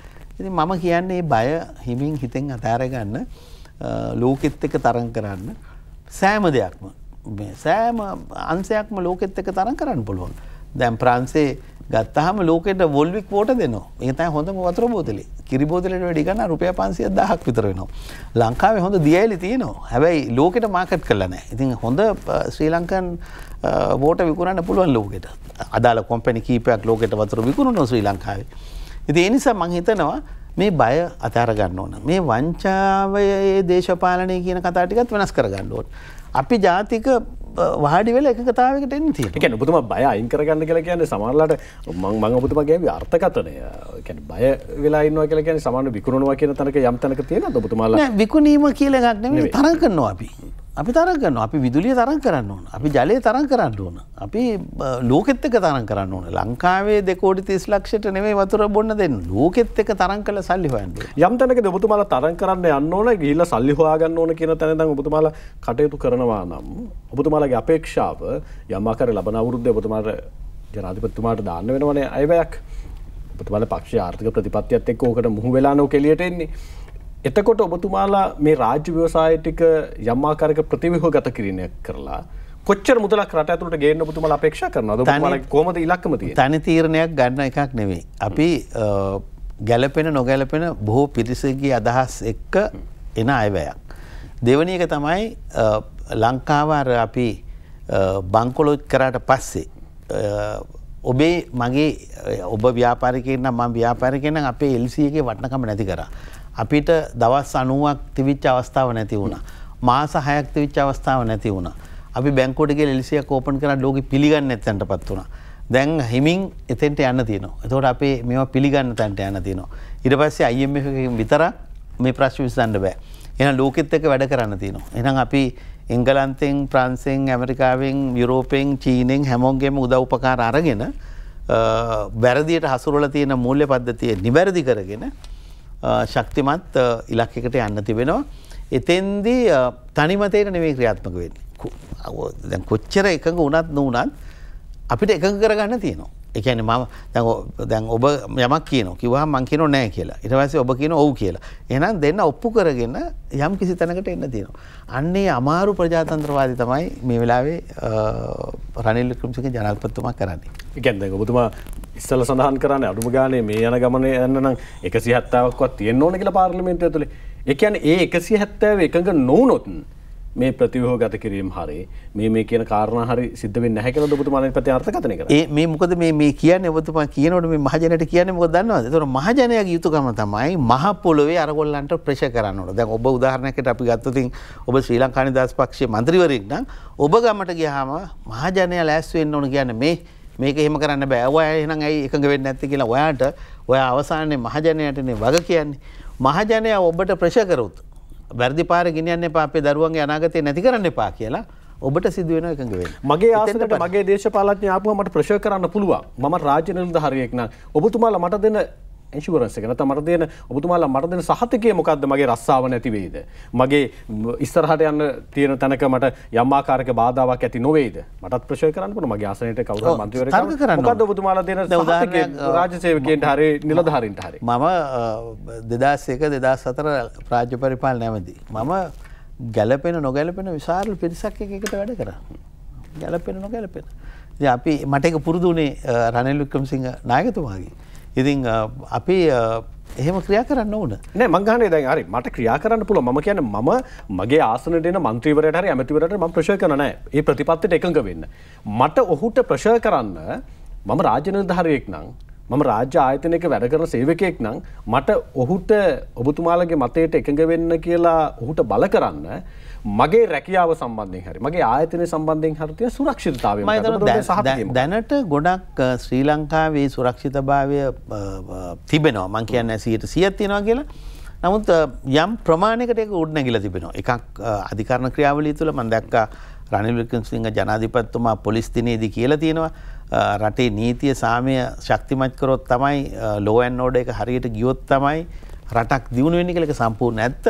ඉතින් ඔබ කියන්නේ ඔබ එහෙම දෙයක් කරාම ඔබට හිරියරයක් වෙන්න බෑ. ප්‍රතිව්‍යුහගත කරොත් මගේ රස්සාව නැති වෙන්න බෑනේ. ඔබට නැති වෙන්න බෑ. ඔබ යම් කිසි සාධාරණ තර්කයක් නම් අපි දෙන්න එකඟ වෙන්න තියෙන කොහොම හරි. අපි දෙන්න රණ්ඩු වෙයි. අපි දෙන්න ඒ සම්බන්ධයෙන් සටන් කරයි. හැබැයි අවසානයේ එකඟ වෙන්න තියෙනවා. ඒ කියන්නේ පැනලා යන්න බෑ. වාඩි වෙලා ආපහු කියන්න ඕන නෑ හරි ඔබතුමා කියන කරේ එහෙනම් අපි ඒක කරමු කියලා. ඉතින් එතෙන්ට යන්න සමාජය හදාගන්න තිබෙනවා. යම් ආකාරයක රාජ්‍ය සේවයේ බරක් කියලා ඔබතුමාලා කාලාන්තරයක් තිස්සේ කිව්වනේ. ඔබතුමා දැන් රාජ්‍ය පරිපාලන ස්වදේශගත ඇමතිවරයා විදිහට වජිර අබේවර්ධන මහත්මයා ඔබතුමා වැඩ කරානේ. අපේ රටේ ජනානුපාතය අනුව සාමාන්‍යයෙන් ඉන්න ඕන රාජ්‍ය සේවයට වැඩිය රාජ්‍ය සේවයේ ඉන්නවා ලක්ෂ 10ක් විතර. අවම වශයෙන් ගත්තොත් ලක්ෂ 7ක් විතර වගේ රාජ්‍ය සේවයෙන් අයින් කරලා මේ රාජ්‍ය සේවය පවත්වාගෙන යන්න පුළුවන් කියලා පහුගිය දවස්වල සඳහන් කළා. ඔබතුමාලගේ මතය අනුව යම් ආකාර ප්‍රතිසංධානයක් සිදු කරනවා නම් ප්‍රතිව්‍යුහගත කිරීමක් සිදු කරනවා නම් රාජ්‍ය සේවයේ කප්පාදු කොතෙන්ද ඔබතුමාලා කරලා නෑ මං හිතන්නේ එහෙම කරන්න බෑ. දැන් උදාහරණයකට ගත්තාම ගුරුවරු ලක්ෂ 2.5ක් විතර. ඒක අපිට අඩු කරන්න බෑ. ඒක අපි දුෂ්කර ප්‍රදේශ අනුව අපිට ආරක්ෂා කරන්න තිබෙනවා. ඒ වගේම සෞඛ්‍ය පද්ධතිය 1,30,000ක් විතර. ඒක අපිට වෙනස් කරන්න බෑ. හැබැයි අපිට සමහර අනවශ්‍ය කණ්ඩායම් තියෙනවා නම් ඒ ගැන සලකා බලන්න පුළුවන්. හැබැයි 1,30,000ක් විතර ඉන්නේ. ඒක අපිට ආරක්ෂා කරන්න තිබෙනවා. ඊළඟට අපිට බලන්න තියෙනවා ත්‍රිවිධ හමුදාව පොලිසිය. උතන ඉන්නවා ලක්ෂ 4.5ක් විතර. ලක්ෂ 4.5ක් විතර. එතකොට ඒ කණ්ඩායමෙන් කොහොමද ඒකේ තියෙනවා නම් ඉංජිනේරින් යුනිට් එකක්, ඒකේ තියෙනවා නම් මෙඩිකල් කෝ එකක්, ඒකේ තියෙනවා නම් වෙනත් රටට ප්‍රයෝජනවත් ස්ථාන, ඒවා කොහොමද ආපහු ආර්ථිකයේ කොටස් බවට පරිවර්තනය කරගන්නේ?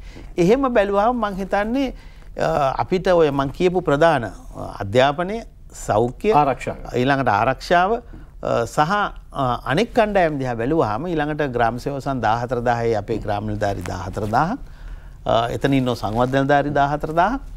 එතන ඉන්නවා සමෘද්ධි නියාමකල 25000ක් විතර. එතන ඉන්නවා කෘෂි පරිශ්‍රණ නිලධාරී 9000ක් විතර. එතකොට මෙන්න මේ කණ්ඩායම කොහොමද අසුරගන්නේ? ඕකෙන් පිට මම නොකියපු තව පිරිස් ප්‍රමාණයක් ඉන්නවා. ඒක අපි ඒකින් කියන්නේ කෙනෙක්ගේ රස්සාව නැති කරන්න මේ ඕනේ. ආර්ථිකයේ වෙනසක් අවශ්‍යයි. ඔහු VRS එකක් අරන් ගියා නම් වොලන්ටරි රිටයර්මන්ට් ස්කීම් එකකින් එළියට ගියා නම් ඔහුට ආර්ථිකයේ පණ ගන්නලා තියෙන්න ඕන අරිට වඩා හොඳ ක්‍රමයකට යන්න. එක. දෙක පෞද්ගලිකාංශයේ ඉන්න ලක්ෂ 80කට විතර ආසන්න විශාල පිරිසක්. එහෙනම් පෞද්ගලිකාංශයත් රාජ්‍යාංශයත් දේශපාලඥයන්ට වදයක් නොවන ව්‍යාපාරයක් බවට පරිවර්තනය කරගන්න තිබෙනවා. ඒ කියන්නේ මම മന്ത്രി වුණාම විශාල පිරිසක් දූගෙන රස්සාවක් දෙන්න. හේතුව කාරණා දෙකක් උඩ. එකක් ආරක්ෂාව. ඒ කියන්නේ රාජ්‍ය සේවයේ හිටියාම ඔහුට මී අනතුරු තිබෙන ආරක්ෂාව. එතකොට පෞද්ගලිකාංශයේ හිටියාම මී අනතුරු ආරක්ෂාව පිළිබඳ තියෙන සැකය. මේ දෙක සමාන කරන්න තියෙනවා. මේ දෙක සමාන කරාම ලංකාවට හොඳයි. දේශපාලඥයන්ටත් හොඳයි, දේශපාලන පක්ෂ වලටත් හොඳයි. මම දන්නවා ඒක ගැන අපේ ජනාධිපතිතුමා අලුත් විදියකට හිතන බව මට තේරෙනවා. එතුමා ඒ ගැන අලුත් විදියට හිතනවා. ලංකාවත් අලුත් විදියට හිතුවොත් ඒ තරුණ පරම්පරාව එන එකක් නෑ මාව හම්බෙන්න කාර්යාලකාරී සහායකමක් ඉල්ල ගන්න. එයා හිතයි කාර්යාලකාරී සහායකමක් ගන්නවට වැඩිය හොඳයි මගේ ගෙදර ළඟ කිට්ටුවම තියෙන ෂෙඩ් එකේ තෙල් ගහන එක කියලා. දැන් ලංකාවේ සමහර යන අය කියලා පෙට්‍රල් ෂෙඩ් වල තෙල් ගහලා සල්ලි හොයාගෙන එනවනේ එංගලන්තයට ගිහිල්ලා.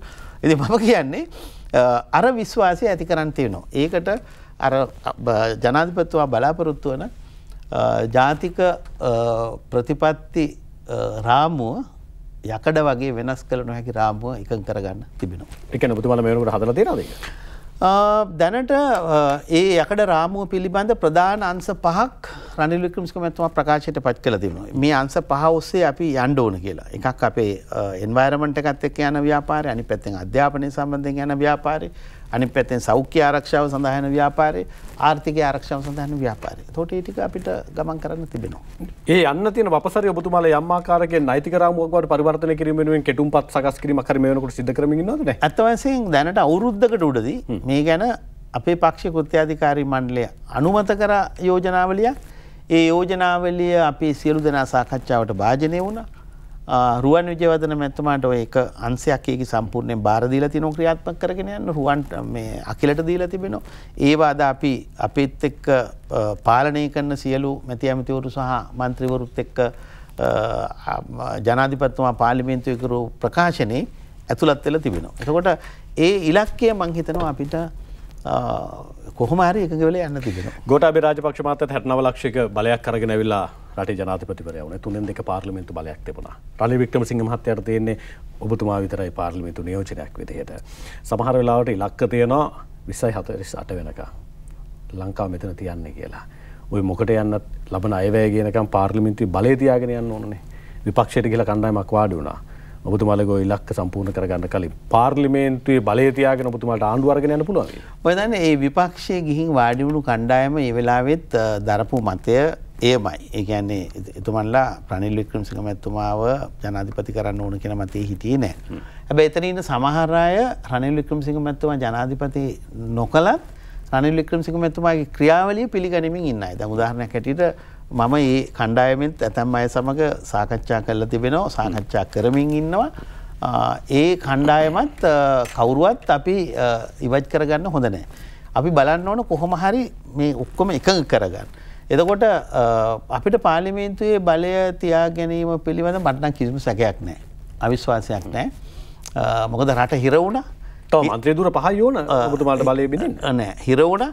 ඒ හිර වුණ ක්‍රියාවලිය තුල මේ වෙලාවේ මේකට වැරදි අර්ථකථනයක් කරන්න ගියොත් මහජනයා මේ රටේ නැගිටිනවා.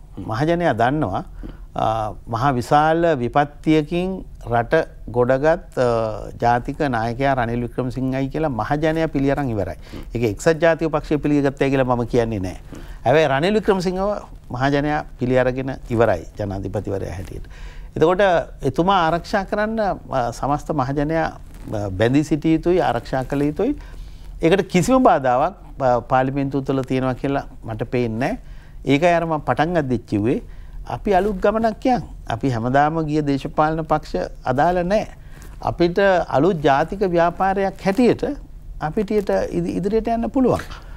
එතෙන්ට යන්න අපි හැම කෙනෙක්ම සාකච්ඡාව වැදගත් කරගෙන ඉදිරියට යන්න තියෙනවා. කණ්ඩායමක් විපක්ෂයේ ගිහිල්ලා වාඩි වෙනවා ආසන 5ක එහා මෙහා වීමකින් ආණ්ඩුවේ බලය පෙරලෙන ලෑස්ති ඒ වපසරිය ඇතුලේ ගෝඨාභය රාජපක්ෂ මහත්තයා ලංකාවට එනවා. ලංකාවට පස්සේ පාර්ලිමේන්තු නියෝජනයක් වෙන සීතා අරවිපුල පාර්ලිමේන්තු මන්ත්‍රී ධුරෙන් ඉවත් වෙන්න සූදානමක් පිළිබඳව සාකච්ඡා වෙනවා. ඔබතුමාලා කොහොමද ඒක දකින්නේ? ඔබතුමාලා ඉස්සරහ ගමනට සමන බාධාවක් නැත්නම් අභියෝගයක් හිතන්නේ නැහැ. මම හිතන්නේ මොකද ගෝඨාභය රාජපක්ෂ ජනාධිපතිතුමා ගත්තු ආර්ථික තීන්දුව తీරන නිසා යම් ප්‍රශ්නයක් මතු වුණත් එතුමා අවසානයේ ගන්නවා තීන්දුවක් මේක ගොඩ දාන්න පුළුවන් දේශපාලන පළපුරුද්දක් තිබෙන රනිල් වික්‍රමසිංහ ජනාධිපතිතුමාටයි කියලා. ඒක හරියට මම දකින්නේ රුසියාවේ එල්සින් ජනාධිපතිවරයාට මුළු සෝවියට් දේශෙම අපහාස කළා බැනලා විශාල විරෝධයක් එනකොට එතුමා ඔය දැන් ලෝක බලවතෙක් වෙලා ඉන්න පුටින්ව දේශපාලඥයෙක් නෙවෙයි රහස්සොත්තු සංවිධානයේ ප්‍රධානියා ගෙනල්ලා අගමැති කළා ටික දවසකින් තත්ත්වය හොඳයි හොඳට කරගෙන යනවා යෙල්සින් ජනාධිපතිවරයා පිටවෙලා ගියා. පිටවෙලා ගියාම වැඩ බලන ජනාධිපති හැටියට 1999 දෙසැම්බර් මාසයෙන් පස්සේ 2000 මාර්තු මාසයේදී පුටින් 53%ක ඡන්ද ප්‍රතිශතයක් අරගෙන විශිෂ්ට ජයග්‍රහණයක් ලැබුවා. යෙල්සින් පිටවෙලා හිටියේ සෝවියට් දේශේ. මොකද විශාල විරෝධයක් තිබුණා. පසු කාලීනව යෙල්සින්ට පාර යනකොට මිනිස්සු අතවනන්න ගත්තා. මොකද දන්නවද? හරි තීන්දුව ගත්තා කියලා. ඒ කියන්නේ දේශපාලන භූමිකාවේ නැති එළියේ සිටින පුජ්‍යලේ කරන් ඇවිල්ලා වාඩි කරුවා කියලා. යෙල්සින්ට පසුව අවස්ථාව තිබුණා සෝවියට් දේශේ විශාල ගෞරවයක් තිබ්බා. සමහරලාට මැතිවරණ වේදිකාවේ මහතීර් මොහොමඩ් ලී ක්වන් යූ සුසංයෝගයක් පිළිබඳව කතා කළා. ඔබතුමාද තීරණය අවසන් කරා එල්සිනුයි පූටිනුයි ගැන. අයි බලමු ලී ක්වන් යූ අනෙක් පැත්තෙන් දැන් මේ ඔබතුමාගේ උපහැරණය ඔබතුමාගේ සමකිරීම එල්සින් පූටින් ඉස්සරහට මොකද රටට කරන්න කියලා. එක් තැනකදී ඔබතුමාලගේ ඒ ගමන් මඟ ඇතුලේ මිනිස්සුන්ට යම් ආකාරයක ජයග්‍රහණයක් අත්පත් වෙනවා නම් රටට යහපතක් සිද්ධ වෙනවා නම් මම විශ්වාස කරන සියලු දෙනාගේ ප්‍රාර්ථනාව අපේක්ෂාව ඒක 76 වෙනි සංවත්සරයට අපි සුබපතනවා වජිර අබේවර්ධන මැතිතුමනි. ඔබතුමාලා දීර්ඝම දේශපාලන පක්ෂය මේ මහ පොළොවේ මුද්‍රාගත වෙච්ච පක්ෂය අනෙක් පැත්තෙන් රට ඉස්සරහට අරගෙන යන රාජනායකයන් රසක් රට දායාද කරපු පක්ෂය. ඒ පක්ෂය ඉදිරියටත් සුරක්ෂිත කරගෙන ඔබතුමාලා ජනතාව අපේක්ෂා කරන මෙහෙවර කරන්න ඔබතුමාලා සුබපතනවා. බොහොම ස්තුතියි හොඳ සාකච්ඡාවක් අවසන් කරන්න ලැබීම. අපි සමුගන්නවා යලි මුණ ගැහිම ලබන සතිය අඟහරුවාදා ඔබතුමාලා කරන කාර්යභාරය සාර්ථක කරගන්න ශක්තිය දැහැල් ලැබෙන්න කියලා ප්‍රාර්ථනා කරනවා. අයිබෝන්.